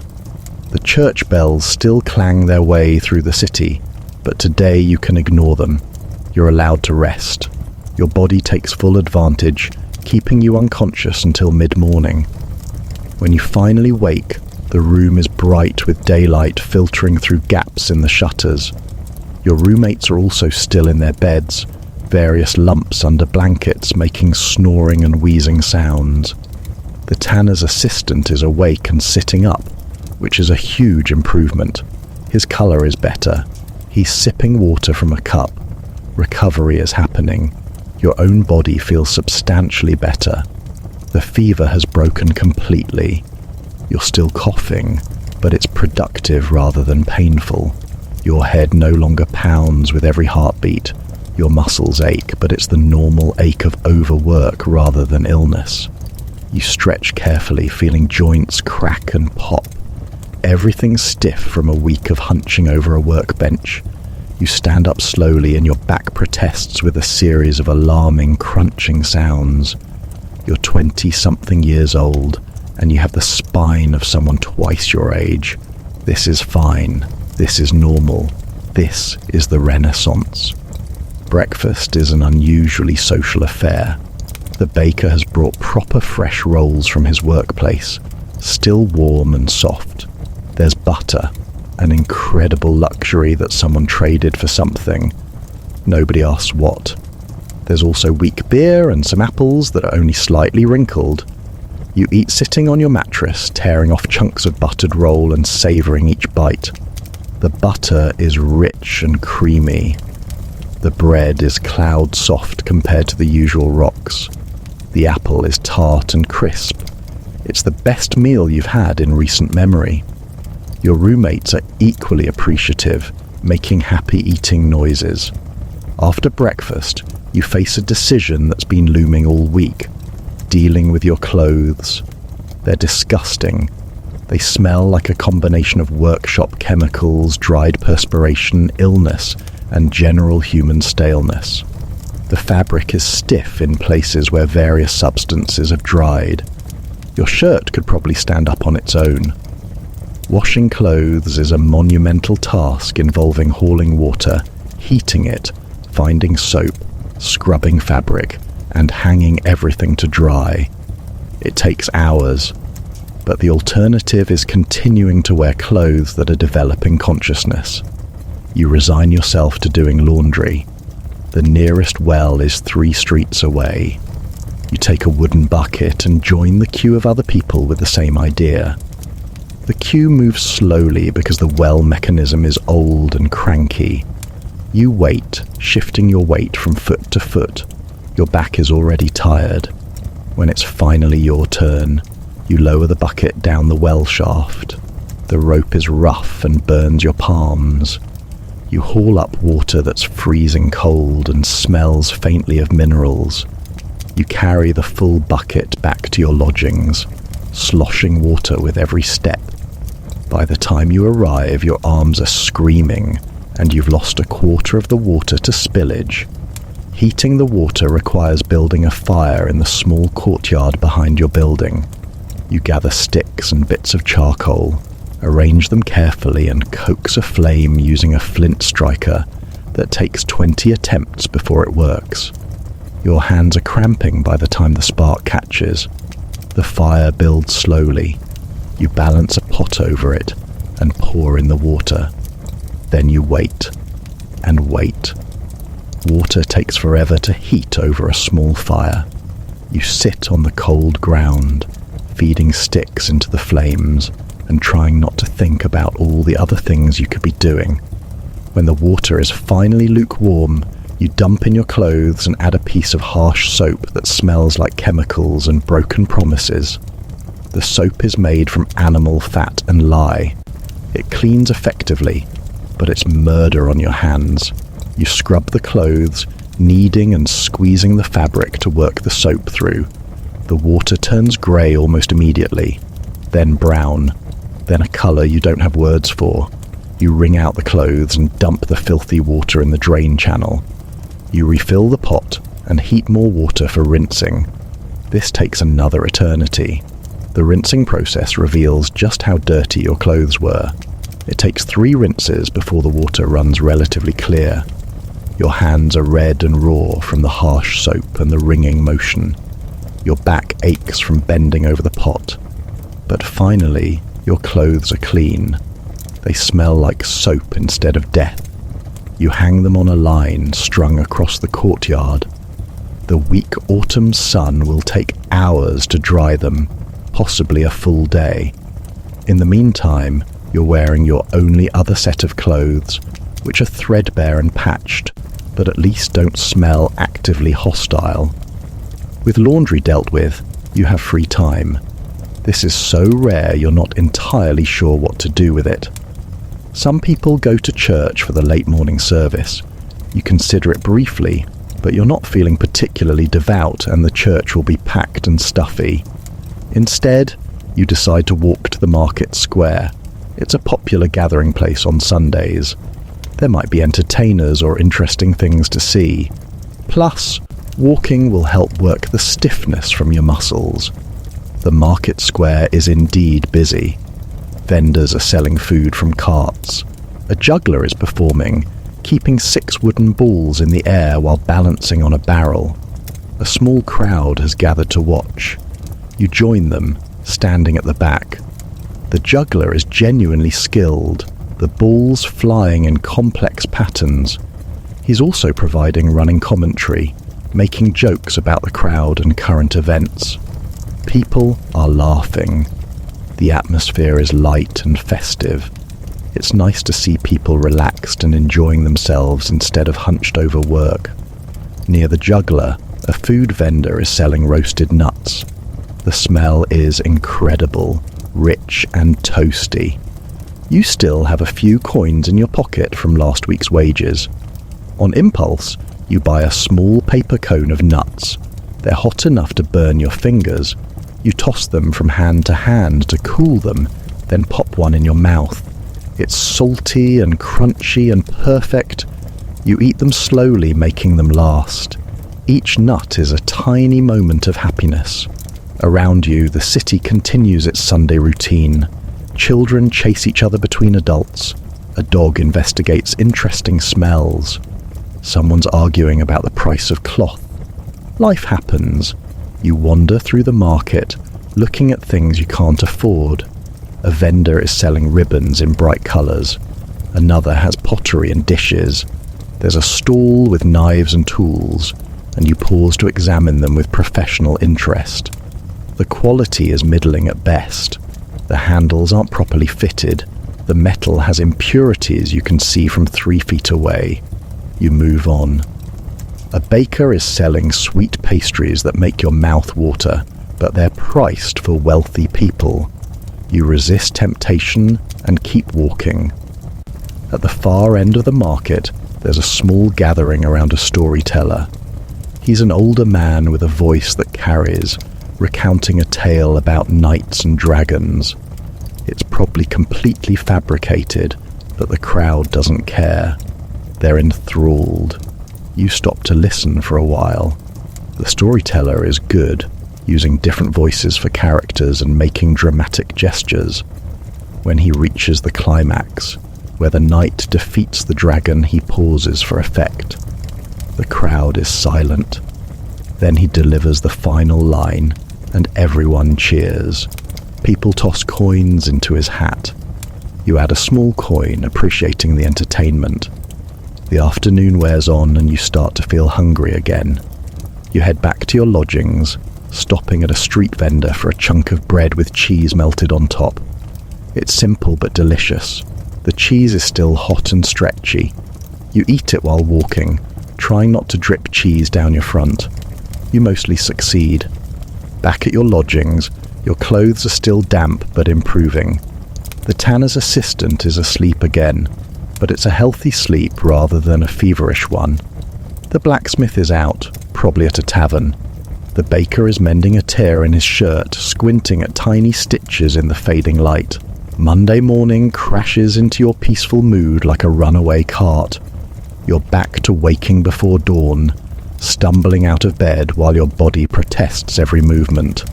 The day of rest helped, but you're still fundamentally exhausted from weeks of constant work. Your muscles haven't forgotten their complaints. Your back still feels like someone replaced your spine with a badly carved stick. You pull on your cleanish clothes, which are slightly stiff from air drying and smell like soap with undertones of courtyard. It's an improvement over last week's biological hazard situation. Breakfast is back to the usual grim affair. Hard bread, harder cheese, ale that tastes like regret. The brief period of good food has made the normal stuff even more disappointing by comparison. You chew mechanically, staring at nothing. Your roommates are equally subdued. The tanner's assistant is recovering but still weak. He's not going to work today. The baker is complaining about a large order he has to complete. The blacksmith is already gone, having left before dawn for his forge. You finish eating, grab your bag, and head into the cold morning. The workshop smells like metal and ambition when you arrive. Your master has been busy over the weekend. The completed chain links from last week are laid out on black cloth, and he's been planning the assembly process.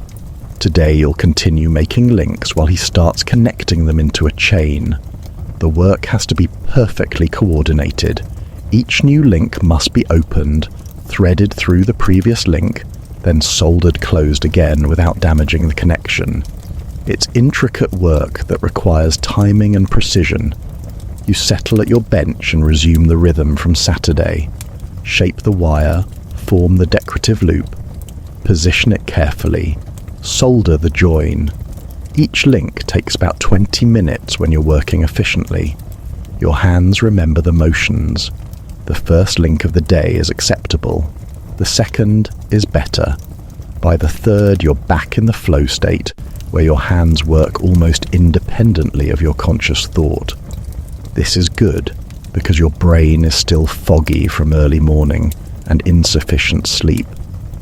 The workshop gradually warms as the brazier heats up and sunlight filters through gaps in the shutters. The temperature change makes your nose run. You wipe it on your sleeve repeatedly, adding to the general griminess. Your master is working on his side of the bench, connecting links with intense concentration. The sound of his tools tapping is steady and rhythmic. Occasionally he mutters something under his breath. You learn to ignore it. He's talking himself through complicated procedures. It's his process. Mid-morning brings the first complication of the day. You're soldering link number 27 when a draft from somewhere causes the flame to flicker at the wrong moment. The solder doesn't flow evenly. It creates a lumpy, uneven join that's visible and unacceptable. You curse quietly and start the process of fixing it. This means carefully heating the joint again to melt the solder, cleaning everything, and reapplying fresh solder. It's an extra 15 minutes of work. Your master glances over, sees what you're doing, and nods understanding. Mistakes happen. What matters is fixing them properly. Lunchtime arrives and you realize you forgot to bring food. Your brain was so foggy this morning that packing lunch didn't occur to you. Your stomach is growling aggressively. Your master notices your predicament and splits his lunch with you, handing over half a meat pie and some dried fruit. You're pathetically grateful. The pie is cold but edible. The dried fruit is tough and requires substantial chewing, but it's sweet and provides energy. You make a mental note to be more organized tomorrow. Forgetting lunch is a rookie mistake. The afternoon is dedicated to completing the remaining links. You need to finish 17 more to reach the target of 40. It's ambitious but achievable if nothing goes wrong. You work steadily, fighting the post-lunch drowsiness that wants to drag you into a stupor. Your hands keep moving. Shape, form, solder, cool, inspect. The links pile up. Your master periodically collects completed ones and adds them to the growing chain. The necklace is taking shape, becoming a real object rather than just a concept. Around mid-afternoon, a strange thing happens. You enter a state where the work becomes almost automatic. Your hands know exactly what to do. Your eyes judge distances and angles without conscious measurement. The tools feel like extensions of your body. Time passes without you noticing. You look up and realize you've completed 6 links in what feels like minutes, but must have been hours. The light has changed. The candles have burned down substantially. Your master is watching you with an expression that might be approval. This flow state is rare and precious. It's the closest thing to joy you experience in this work. When everything clicks and you're performing at your peak, creating beautiful objects with your hands, it almost makes the pain and exhaustion worth it. Almost. You're still underpaid, overworked, and physically falling apart. But for these brief moments, you understand why people dedicate their lives to craftsmanship. There's satisfaction in making something perfect. The state doesn't last. You attempt link 36, and your concentration breaks. Suddenly, you're aware of every discomfort again. Your back hurts, your fingers are cramping, your eyes are tired. The magic is gone. replaced by grinding reality. You finish link 36 slowly and carefully, no longer operating on instinct. It's still good work, just harder. You complete 37, then 38. 2 more to go. Your master has noticed your slowdown and brings you a cup of water. You drink it gratefully. The water tastes like wood and metal, but it's wet, and that's what matters. Link 39 goes smoothly despite your fatigue. Link 40 fights you every step of the way. The wire doesn't want to bend correctly. The solder doesn't want to flow. Your hands are shaking from tiredness. You take your time, refusing to rush and create mistakes. Finally, after 30 agonizing minutes, Link 40 is complete. You hold it up to the light, examining it from every angle. It's perfect. You've done it. 40 identical links, each one a tiny masterpiece of metalwork. You set it down carefully and allow yourself a moment of satisfaction. Your master collects the final links and begins the process of assembling them into the completed chain. You watch, fascinated despite your exhaustion. His hands move with practiced precision, opening each link just enough to thread it through its neighbor, then soldering it closed. The join has to be invisible. The chain has to flow smoothly with no weak points. It's mesmerizing to watch a master craftsman work. This is the skill level you're aspiring to reach. Years from now, maybe decades, you might be this good. Maybe. As evening approaches, the chain is 2/3 assembled. Your master decides to stop for the day rather than rush the remaining connections. Better to start fresh tomorrow than make mistakes when tired. You clean the workshop in companionable silence. The day's work has been good. Progress is visible. The necklace is becoming real. You sweep metal filings and organize tools with satisfaction. Today was hard but productive. That's all you can ask for. The walk home is cold and dark. Winter is approaching and the days are noticeably shorter. You pull your cloak tight against the chill wind. The streets are quieter in the evening as people hunker down in their homes. A few taverns are lit and noisy, but you pass them by. You can't afford to spend money on ale and you're too tired for socializing. You just want food and sleep. Tuesday begins with your body staging a protest about yesterday's long hours. Every finger joint is stiff. Your wrists feel like they've been replaced with rusty hinges. Rolling out of bed requires a level of determination usually reserved for battle. You manage it through sheer stubborn refusal to give up, but it's not graceful. Your roommates are equally creaky and groaning. The tanner's assistant is attempting to get dressed for work, moving like someone 3 times his age. Everyone is falling apart but pretending they're fine. This is adult life in the Renaissance. The morning routine is slightly less miserable because you remember to pack lunch this time. A chunk of yesterday's leftover bread, some cheese that's starting to develop interesting texture, and an apple with only minor bruising. It's not exciting, but it's food. You wrap it in cloth and stuff it in your bag. Breakfast is the usual joyless bread dunking. The ale tastes particularly metallic this morning. You drink it anyway because hydration is important, even when the hydration tastes like licking coins. The walk to the workshop is enlivened by stepping in something unidentifiable and slippery. Your foot shoots forward and you nearly fall flat on your back. You windmill your arms dramatically and somehow stay upright. A passing cart driver laughs at your performance. You glare at him, but he's already gone, rattling away down the street. You scrape your shoe on the edge of a stone step, removing most of the offending substance. Your shoe now smells agricultural. Fantastic. You continue walking with a slight limp because your near fall has aggravated something in your knee. At the workshop, your master is already assembling the final connections on the necklace chain. He's working with absolute focus, his movements precise and economical.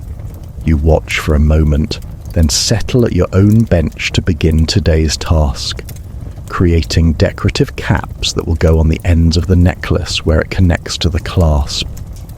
These caps need to be ornamental, but also functional, hiding the mechanical elements while looking elegant. Your master has sketched a design involving twisted wire and granulation, which is the technique of decorating metal with tiny spheres. Making granulation is finicky work that tests your patience and your eyesight. You start by cutting tiny pieces of gold wire, each one barely bigger than a pinhead. These will be melted into spheres. You arrange them on a charcoal block, spacing them carefully so they don't touch. If they touch while melting, they'll fuse together into useless blobs. You have 50 pieces arranged. You light the blowpipe and carefully heat each piece until it melts into a perfect sphere. The surface tension of the molten metal creates the ball shape automatically. It's actually quite beautiful to watch, except you get distracted watching one sphere form and accidentally overheat the piece next to it. The gold vaporizes with a tiny puff, literally disappearing into smoke. You've just destroyed a small piece of expensive metal through carelessness. Your master doesn't see it happen, but you make a note on your mental tally of mistakes that will haunt you forever. You continue more carefully, successfully melting the remaining 49 pieces into perfect golden spheres.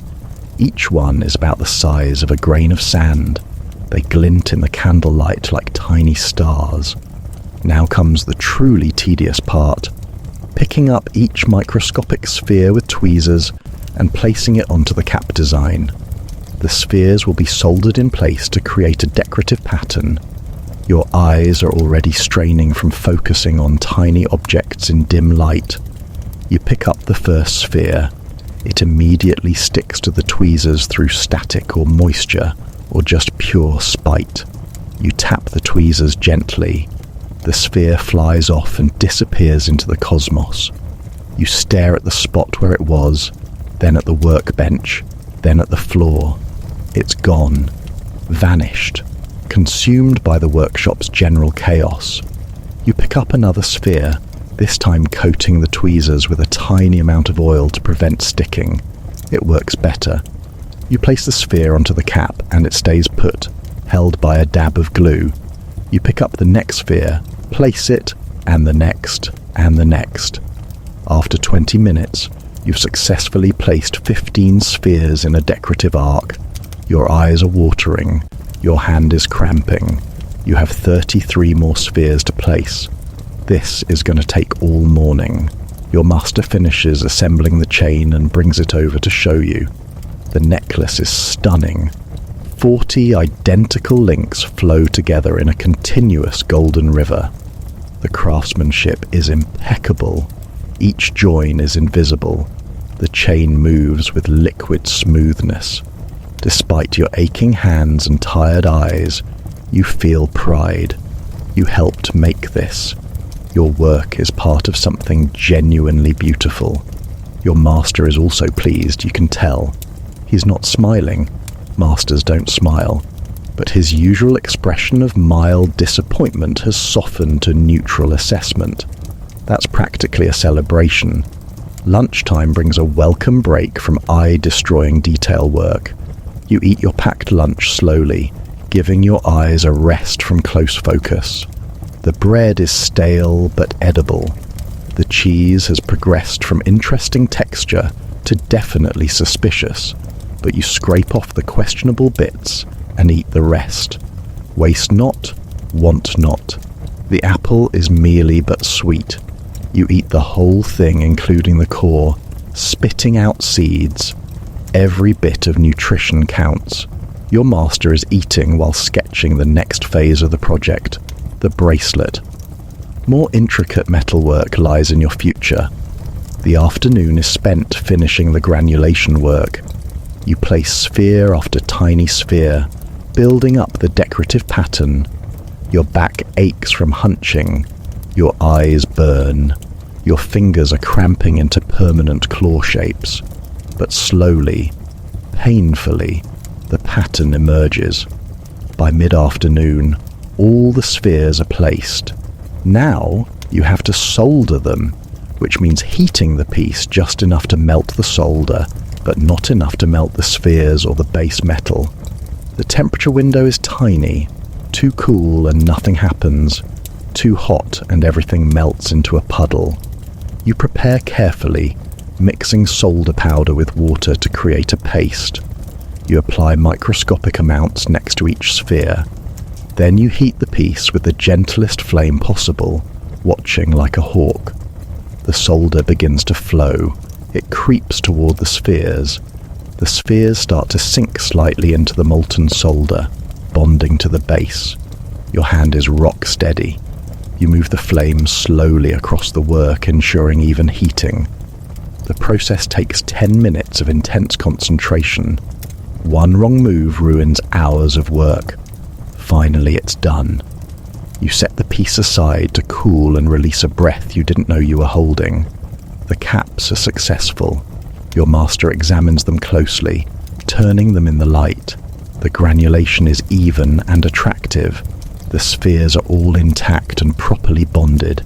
He nods approval and actually says the words, "Good work." You nearly fall off your stool in shock. Verbal praise is so rare it's almost alarming. You mumble thanks and try not to look too pleased. Your master moves on immediately to the next task, but you allow yourself a moment of satisfaction. You did good work, and it was acknowledged. That matters. The rest of the afternoon is spent on preparation work for the bracelet. This involves calculating how much gold will be needed, creating alloy with the correct proportions of copper for strength and color, and beginning to draw wire to the required thickness. It's less technically demanding than granulation, but more physically tiring. You heat metal, hammer it, pull wire through the draw plate until your shoulders are burning. Your body runs through its standard routine of complaints. Everything hurts in familiar ways. You ignore it and keep working. Wednesday morning arrives with a particular cruelty, because you slept through dinner last night and now you're starving. Your stomach is making aggressive noises that echo in the quiet room. It sounds like a small angry animal has taken up residence in your digestive system and is voicing complaints. The other roommates are still asleep, making their various sleeping sounds. You drag yourself up and immediately dig into your food supplies. The bread is now achieving impressive hardness. You consider whether it qualifies as a weapon. You dunk it in water just to make it chewable. Getting ready is rushed because you overslept slightly. Your body apparently decided it needed the extra rest more than you needed punctuality. You splash water on your face from the bucket, which is freezing cold and shocks you properly awake. Your hair is doing something interesting that defies description. You don't have a mirror, and you don't care.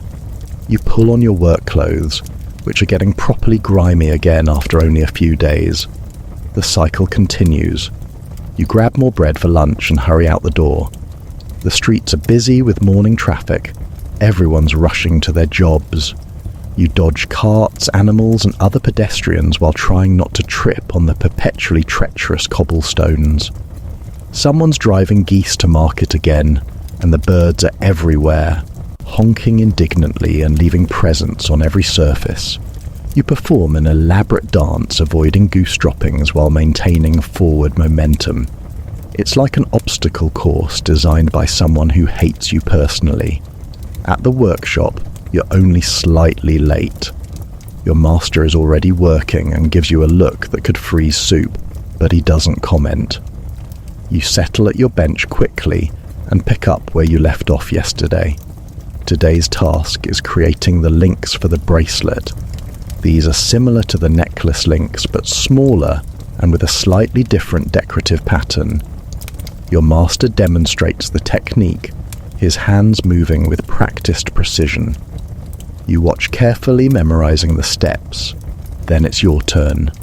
The smaller size makes everything more difficult. Your fingers feel like sausages trying to manipulate tiny components.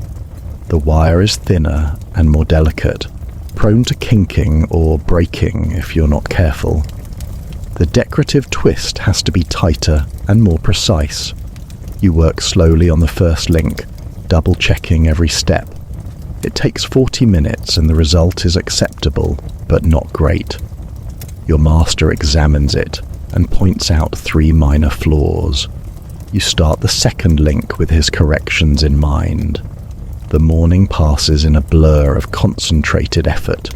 Each link is a small battle between your intentions and the physical reality of working with tiny pieces of precious metal.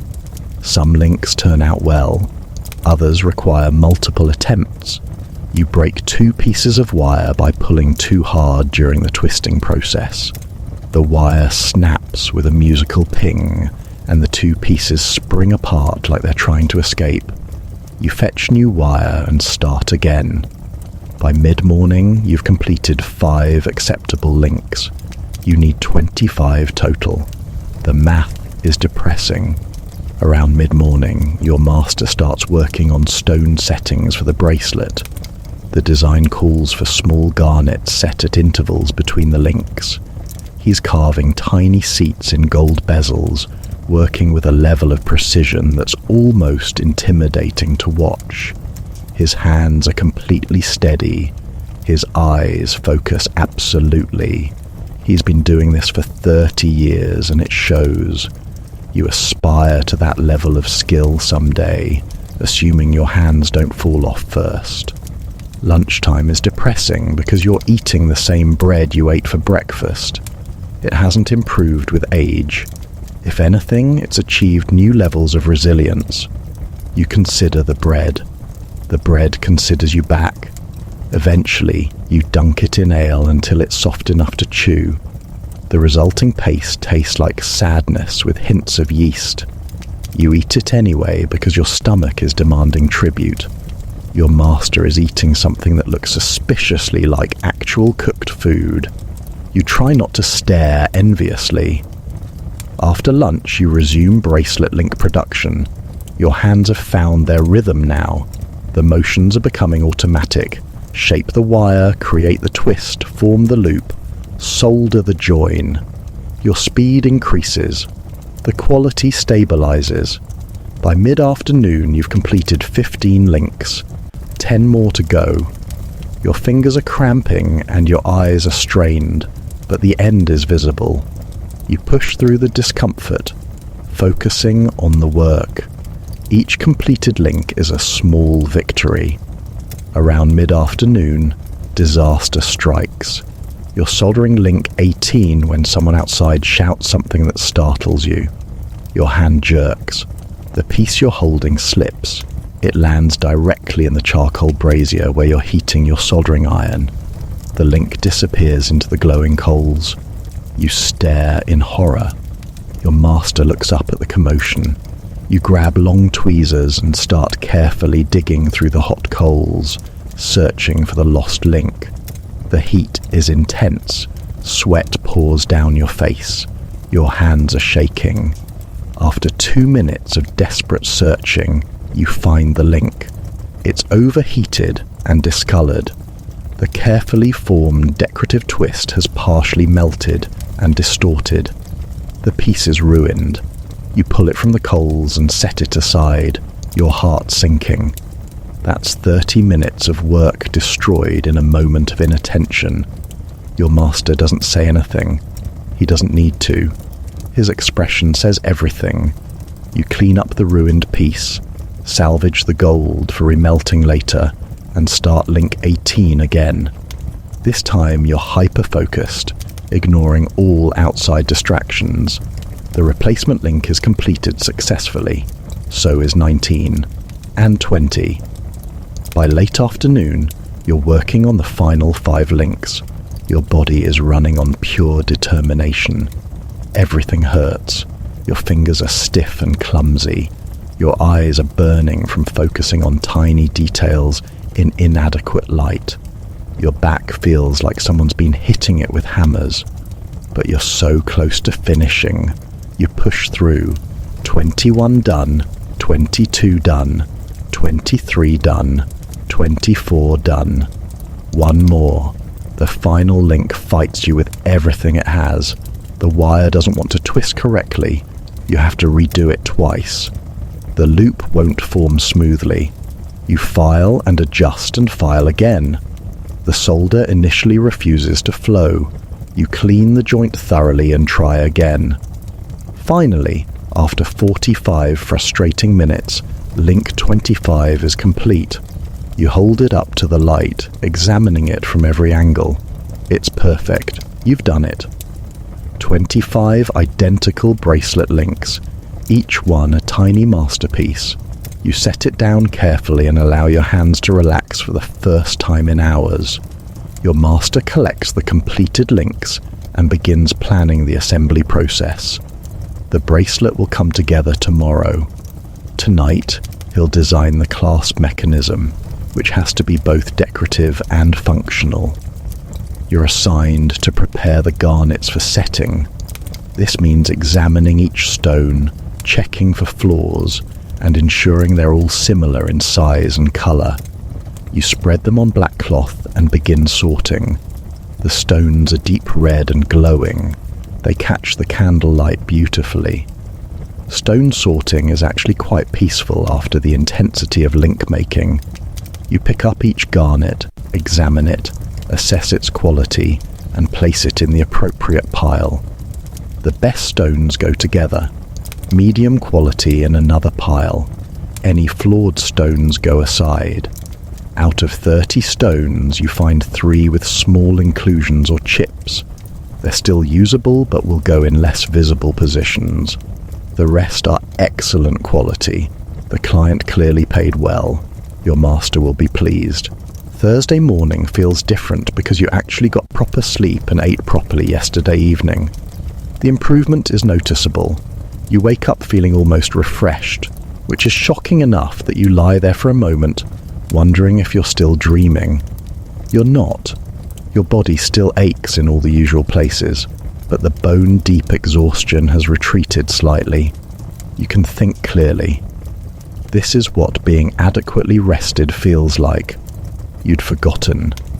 Breakfast is the standard bread and ale situation, but today you're organised enough to have found some dried fish to supplement it. The fish is salty enough to make your eyes water and has the texture of leather, but it's protein. You tear off small pieces and chew them into submission. Your jaw gets a workout. The salt makes you thirsty, so you drink more ale, which makes you need to visit the privy before leaving for work.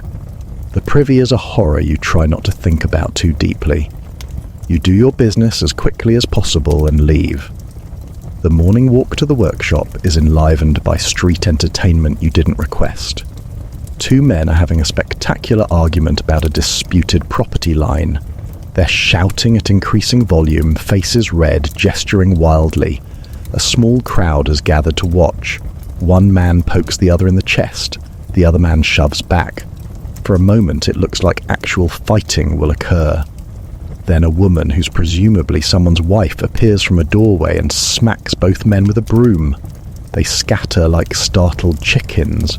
The crowd laughs. You continue walking, grinning.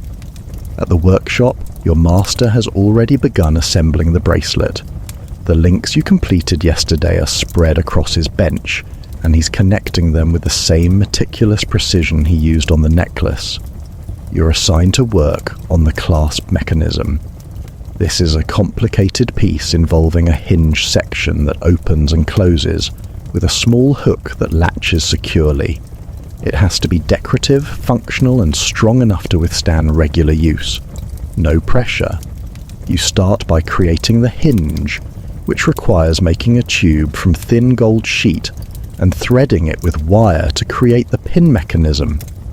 Rolling the sheet into a perfect tube is harder than it sounds. The metal wants to spring back flat. You have to work it gradually, bending and shaping until it holds the curved form. Your fingers are already tired from yesterday, but they remember the motions. The tube slowly takes shape. You solder the seam carefully, ensuring it's strong and smooth. The hinge pin is a tiny rod of gold wire that has to fit snugly through the tube without being too tight or too loose. Too tight and the hinge won't move. Too loose and it will wobble and eventually break. You measure the wire carefully and file it down to exactly the right diameter. This requires testing, filing, testing again. It takes 20 minutes of minute adjustments before the fit is perfect. The hinge opens and closes smoothly. You feel a surge of satisfaction. The hook portion of the clasp requires shaping a piece of wire into a specific curve that will catch on a loop on the other side. The curve has to be precise. Too shallow and it won't catch. Too deep and it won't release. You shape it carefully using round nose pliers, checking the curve repeatedly against your master's sketch. The wire resists your efforts, springing back from your intended shape. You work it patiently, gradually coaxing it into the correct form. Finally, it matches the design. You solder it into position on the hinge assembly. Mid-morning brings a moment of panic when you realize you've assembled part of the clasp backwards. The hook is facing the wrong direction. You stare at it in horror, running through your options. You can either unsolder everything and start again, which will take hours, or you can try to salvage it by modifying the design slightly. You consult your master. He examines the piece, considers for a moment, then points out a simple modification that will work. You make the adjustment and the clasp functions perfectly. Crisis averted.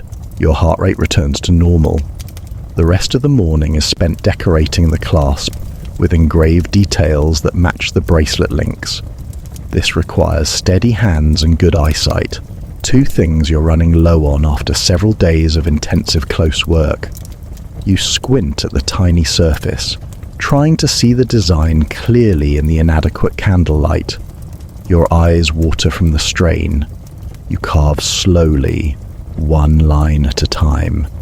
The graver skips once and creates a small, unintended scratch. You incorporate it into the design, turning the mistake into an intentional decorative element. Nobody will ever know.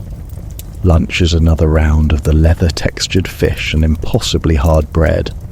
You're developing impressive jaw muscles from chewing. Your teeth are probably getting stronger too, assuming they don't fall out from the abuse. The baker roommate has promised to bring you better bread tomorrow, in exchange for helping him move some heavy equipment this evening. You agree immediately. Any variation in the diet is worth manual labor. After lunch, your master begins setting the garnets into the bracelet. You watch while continuing to polish the clasp. Stone setting is fascinating to observe. He places each garnet into its prepared seat, then uses a tiny punch to push the gold bezel over the edge of the stone, securing it in place. Each tap has to be precise. The stone is locked in place with multiple small taps around the circumference. Too much force and the stone cracks. Too little and it sits loose. Your master's hands move with absolute confidence. Each stone takes about 5 minutes to set. There are 12 stones total. You watch the bracelet transform from plain gold metalwork into something genuinely beautiful. While he's working, your master explains the technique. He's teaching you, which is unusual enough to make you pay extra attention. He describes how to judge the right amount of force, how to work around the stone evenly to prevent stress points, how to check that the stone is level and secure. You absorb the information, knowing you'll eventually be expected to perform this task yourself. The responsibility is intimidating. One mistake destroys a valuable gem and ruins the piece. But this is how you learn. Observation, instruction, practice, failure, more practice, eventual success. By mid-afternoon, all the garnets are set. The bracelet is essentially complete, except for final polishing and assembly of the clasp. Your master holds it up to the light. The garnets glow deep red against the warm gold. The metalwork is intricate and elegant. It's a beautiful piece. Even you, who've been building it component by component and know every flaw and imperfection, can see that it's genuinely fine work. Your master is satisfied. You can see it in his face. This kind of work attracts wealthy clients. Reputation is built on pieces like this. The rest of the afternoon is spent polishing. Everything must shine. You apply metal polish to the bracelet with a soft cloth, working it into every crevice and detail. The polish has that distinctive rotten egg smell that you've learned to tolerate, though tolerate is a strong word. You breathe through your mouth and focus on the work. Rub in circles. Apply pressure. Watch the gold brighten and gleam. Your arm moves in the familiar repetitive motion. After weeks of this work, your arm has developed substantial muscle. You're developing a lopsided physique. One arm is noticeably larger than the other from all the polishing. As the polish does its work, the bracelet transforms. The gold takes on a mirror-bright finish. The garnets seem to glow from within. Every decorative detail becomes crisp and visible. It's remarkable how much difference proper polishing makes. The piece goes from looking good to looking exceptional. You spend extra time on the clasp, ensuring every surface is perfect. This is the part people will handle most. It has to be flawless. Friday morning brings the shocking luxury of soft, fresh bread for breakfast. You tear into it with enthusiasm bordering on aggression. The bread is pillowy and light, still slightly warm from yesterday's baking. It tastes like heaven, or at least what you imagine heaven tastes like. Your roommates watch enviously as you eat. You generously share a small portion, but most of it is yours. You earned this bread through manual labor and potential spinal damage. The improvement in breakfast quality makes the entire morning feel more optimistic. The walk to work is less terrible than usual because your stomach is satisfied and the weather has briefly turned decent. There's actual sunlight, weak and watery but present. The temperature is almost mild. The streets smell marginally less awful than normal. You dodge the usual obstacles, horse droppings, questionable puddles, angry geese, with practiced ease. A street performer is juggling near the market square and actually catching everything. You pause to watch for a moment. He's good. You toss a tiny coin into his collection hat and continue to the workshop. Your master is laying out the final components of the necklace when you arrive. The chain is complete. The decorative caps with granulation are ready. Today you'll assemble everything and create the clasp mechanism. By evening, the necklace should be finished. This is simultaneously exciting and terrifying.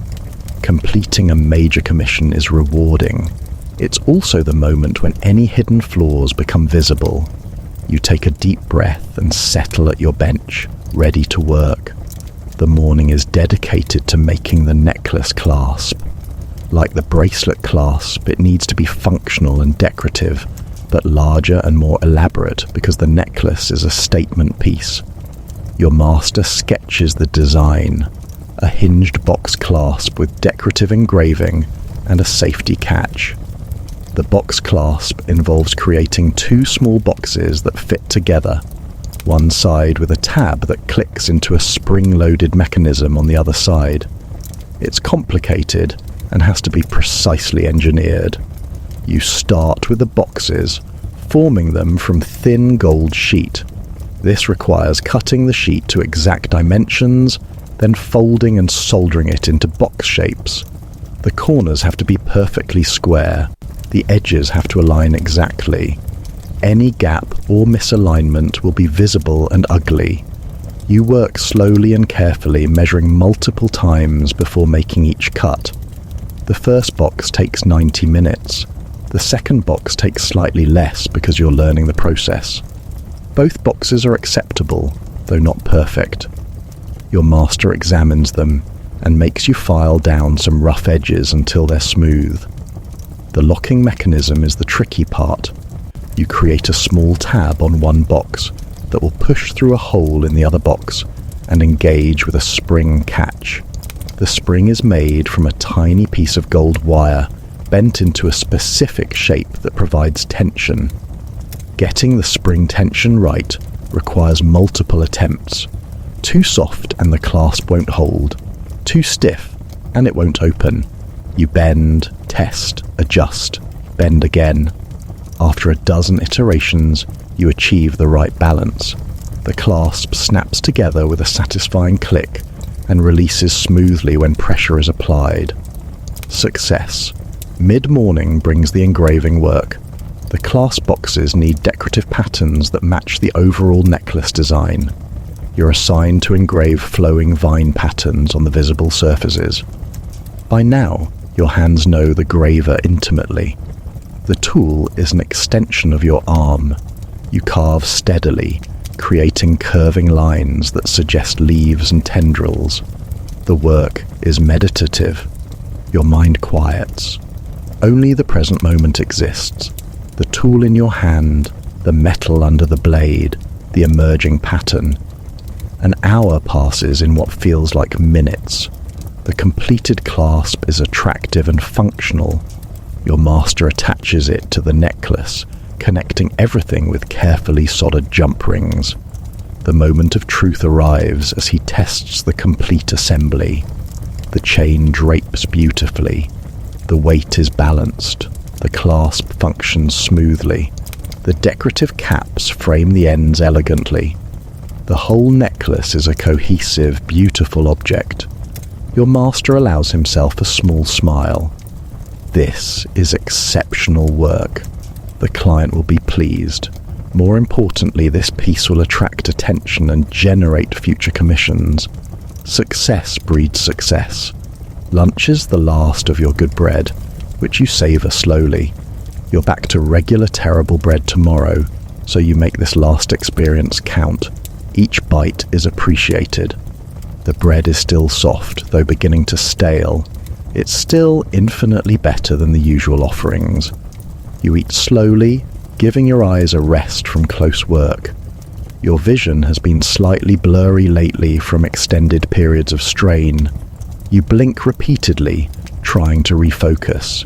It helps marginally. The afternoon is dedicated to final polishing of the complete necklace. Every surface must be immaculate. You work section by section, applying polish and buffing until each link gleams. The granulated caps receive special attention, with polish worked carefully into the tiny gaps between spheres. Your master polishes the clasp and the areas with stone settings. Together, you transform the necklace from merely complete to genuinely stunning. The gold glows, the garnets sparkle, every detail is crisp and beautiful. By mid-afternoon, the necklace is finished. Your master lays it on black velvet cloth, and you both step back to admire the completed work. This is what weeks of labor produces. Dozens of components individually crafted and assembled.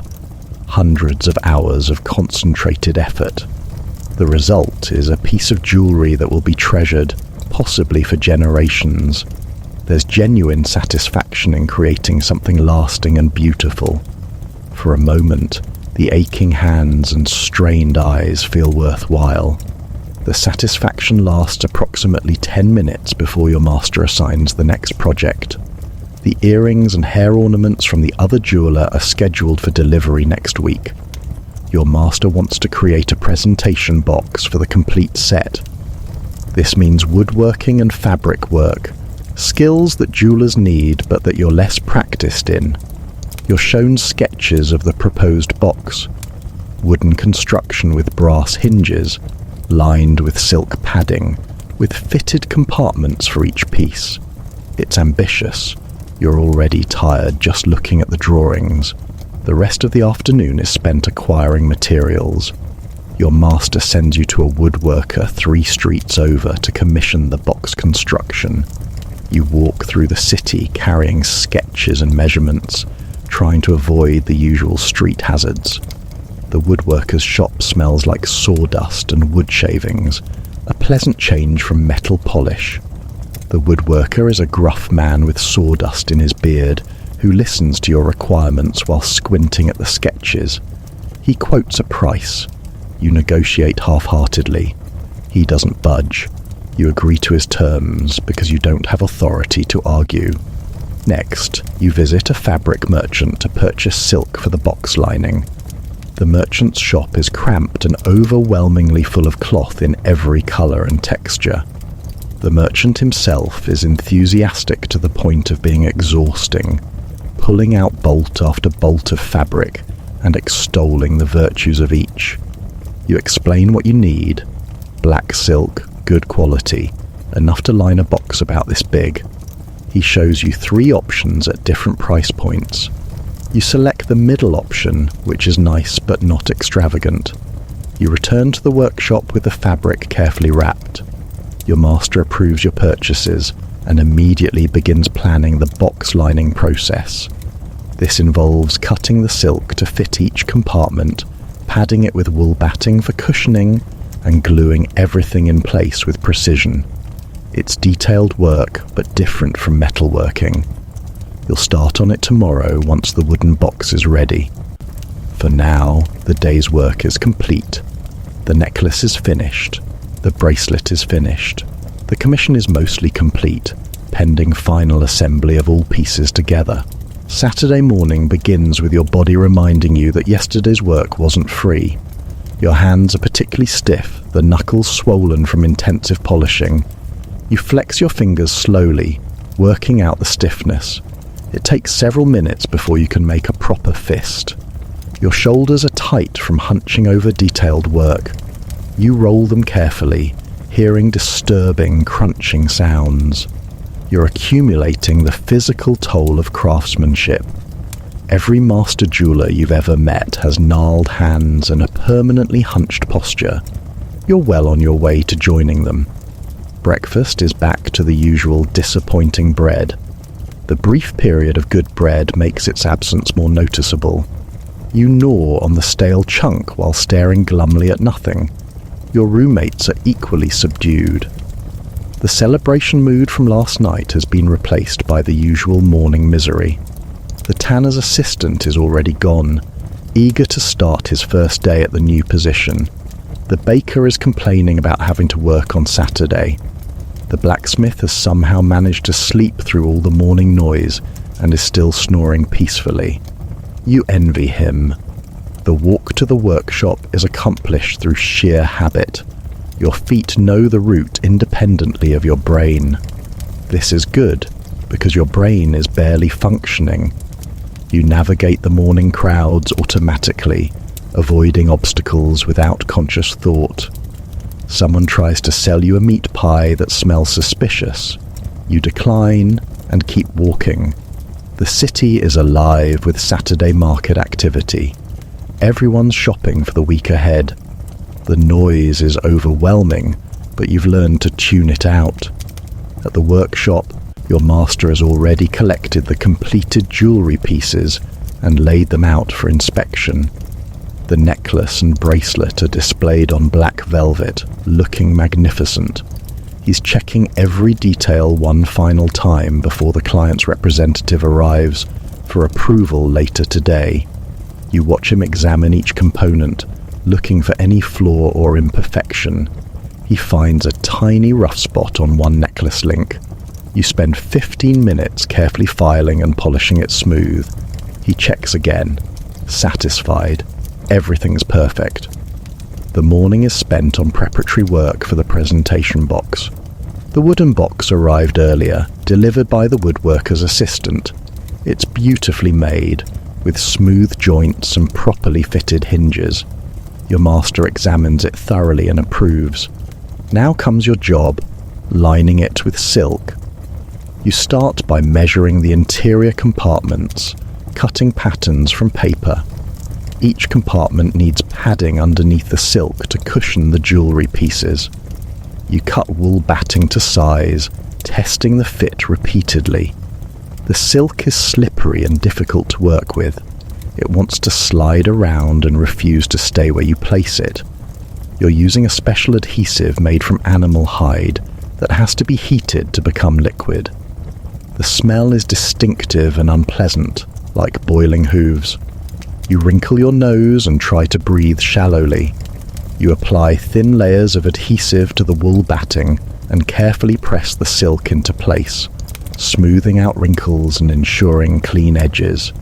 It's finicky work requiring patience and steady hands. Halfway through lining the first compartment, you accidentally get adhesive on the visible side of the silk. The stain spreads immediately, dark and obvious. Your heart sinks. You've just ruined an expensive piece of fabric. Your master appears at your shoulder and examines the damage. He sighs, cuts away the ruined section, and shows you how to piece in a replacement segment so the join is invisible. You watch carefully, memorizing the technique. This kind of salvage skill is valuable. Mistakes happen. Knowing how to fix them is what separates acceptable craftsmen from good ones. With the corrected technique, the rest of the lining work goes smoothly.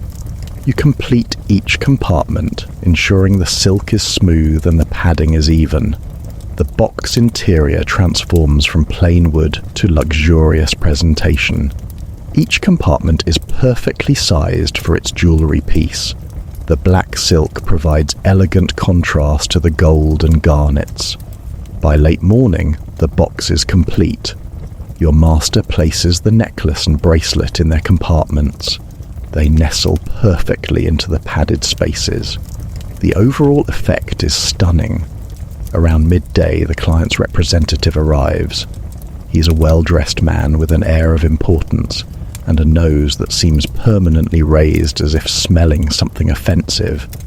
Your master greets him with appropriate deference and presents the completed pieces. The representative examines everything with exaggerated thoroughness, picking up each piece and scrutinizing it from multiple angles. He makes non-committal noises that could mean anything. You stand quietly in the background, trying not to look nervous. After what feels like hours but is probably 10 minutes, the representative pronounces the work acceptable.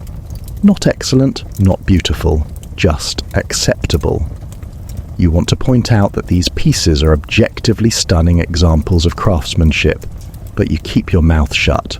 The representative is performing his role, showing that he's a discerning judge who isn't easily impressed. Your master accepts the lukewarm praise graciously and discusses delivery arrangements. The complete set will be delivered next week once the other jeweller's pieces are ready. The representative produces a leather purse and counts out the first half of the payment. Gold coins clink onto the workbench. Your master counts them carefully, checking each one. The amount is substantial, representing weeks of labour and expensive materials. You try not to stare at the money. This is more cash than you've seen in months. Your master will keep most of it. He supplied the materials, provided the workspace, and bears the business risks. You'll receive your wages as usual, a small fraction of the total, but that's how the system works. Someday, if you survive long enough and save enough, you might have your own workshop. After the representative leaves, your master is visibly relieved. First half payment received means the project is definitely happening. The client is committed. Barring disaster, the second half payment will arrive upon final delivery. This commission will provide financial stability for months. Your master actually smiles, a genuine expression of satisfaction. He produces a bottle of decent wine he's been saving and pours 2 cups. You drink together in the quiet workshop, savouring the unexpected celebration. The wine is rich and smooth, nothing like the harsh ale you're used to. It warms your stomach pleasantly. The afternoon is surprisingly relaxed. With the major work completed and payment secured, the pressure has released. Your master assigns you simple maintenance tasks. reorganizing the tool storage, taking inventory of remaining materials, cleaning and sharpening various implements. It's the kind of work that doesn't require intense concentration. Your brain can rest while your hands stay busy. You actually enjoy it. There's satisfaction in bringing order to the workshop's accumulated chaos. While you're organizing, you find several small pieces of gold wire and sheet that were previously lost in the clutter. These scraps have value and will be melted down for future use. Your master is pleased with the discoveries. He makes notes in his ledger, tracking every scrap of precious metal. Jewelers learn to account for every fragment. Gold is too valuable to waste. Even the dust swept from the workshop floor gets saved and processed to recover microscopic gold particles. Nothing is lost. Sunday morning arrives with a wonderful realization that you can sleep late again. You drift in and out of consciousness while the church bells do their thing. Duchess the chicken is pecking around the room, making quiet chicken noises. It's actually quite soothing. You finally drag yourself awake around mid-morning, feeling more rested than you have in weeks. The combination of completed work, bonus pay, and adequate sleep has done wonders for your mood. You almost feel human. Breakfast includes fresh eggs from Duchess, which is exciting enough that everyone gathers around to watch the baker cook them over the small brazier. The eggs are fried in a precious bit of butter that someone acquired. The smell is incredible. You eat your portion slowly, savouring each bite. Fresh eggs are a luxury. Duchess has earned her place in the household. She seems smug about it, perched on the windowsill like she owns the place. After breakfast, you face a decision about how to spend your day off. The weather is cold but clear. You could stay inside and rest. You could visit the market. You could use the time to finally repair your other set of clothes that's been deteriorating steadily. The responsible choice is obvious. You spend an hour mending the torn seams and reinforcing weak spots with careful stitching. Your sewing is functional rather than attractive, but it works. The clothes will last another few months now. With practical tasks completed, you decide to spend some of your bonus money on yourself. You head to the market area, joining the Sunday crowds. The market is less frantic than weekday markets, with more browsing and less desperate shopping. Street performers are working the crowds. Food vendors are selling treats. The atmosphere is almost festive. You wander slowly, taking it all in. Near the central square, a baker is selling sweet buns with honey. The smell draws you like a magnet. You buy 2 buns, spending coins without the usual guilt. The buns are still warm. The outside is crusty and the inside is soft and sweet. You eat the first one standing there in the market, honey dripping onto your fingers. It's one of the best things you've ever tasted. The second bun you save for later, wrapping it carefully in cloth. This kind of treat is rare enough to make last. You lick the honey off your fingers and continue wandering, feeling satisfied and slightly guilty for the indulgence. The guilt fades quickly. You earned this. Further through the market, you pause at a stall selling tools. A new burnishing tool catches your eye. Your current one is worn down and doesn't work as well as it should. The price is reasonable. You debate internally for several minutes. It's a work expense, but a legitimate one. Better tools produce better work. You purchase the burnisher, along with a new fine file that's been tempting you for weeks. The vendor wraps them carefully. You tuck the package under your arm, feeling pleased with the practical purchases. You wander toward the edge of the market where craftsmen sometimes gather to talk shop. A group of metalworkers is discussing a new technique for achieving certain patina effects on copper. You listen for a while, absorbing the information. Someone mentions that a master goldsmith 2 districts over is looking for an additional journeyman. The pay is supposedly good.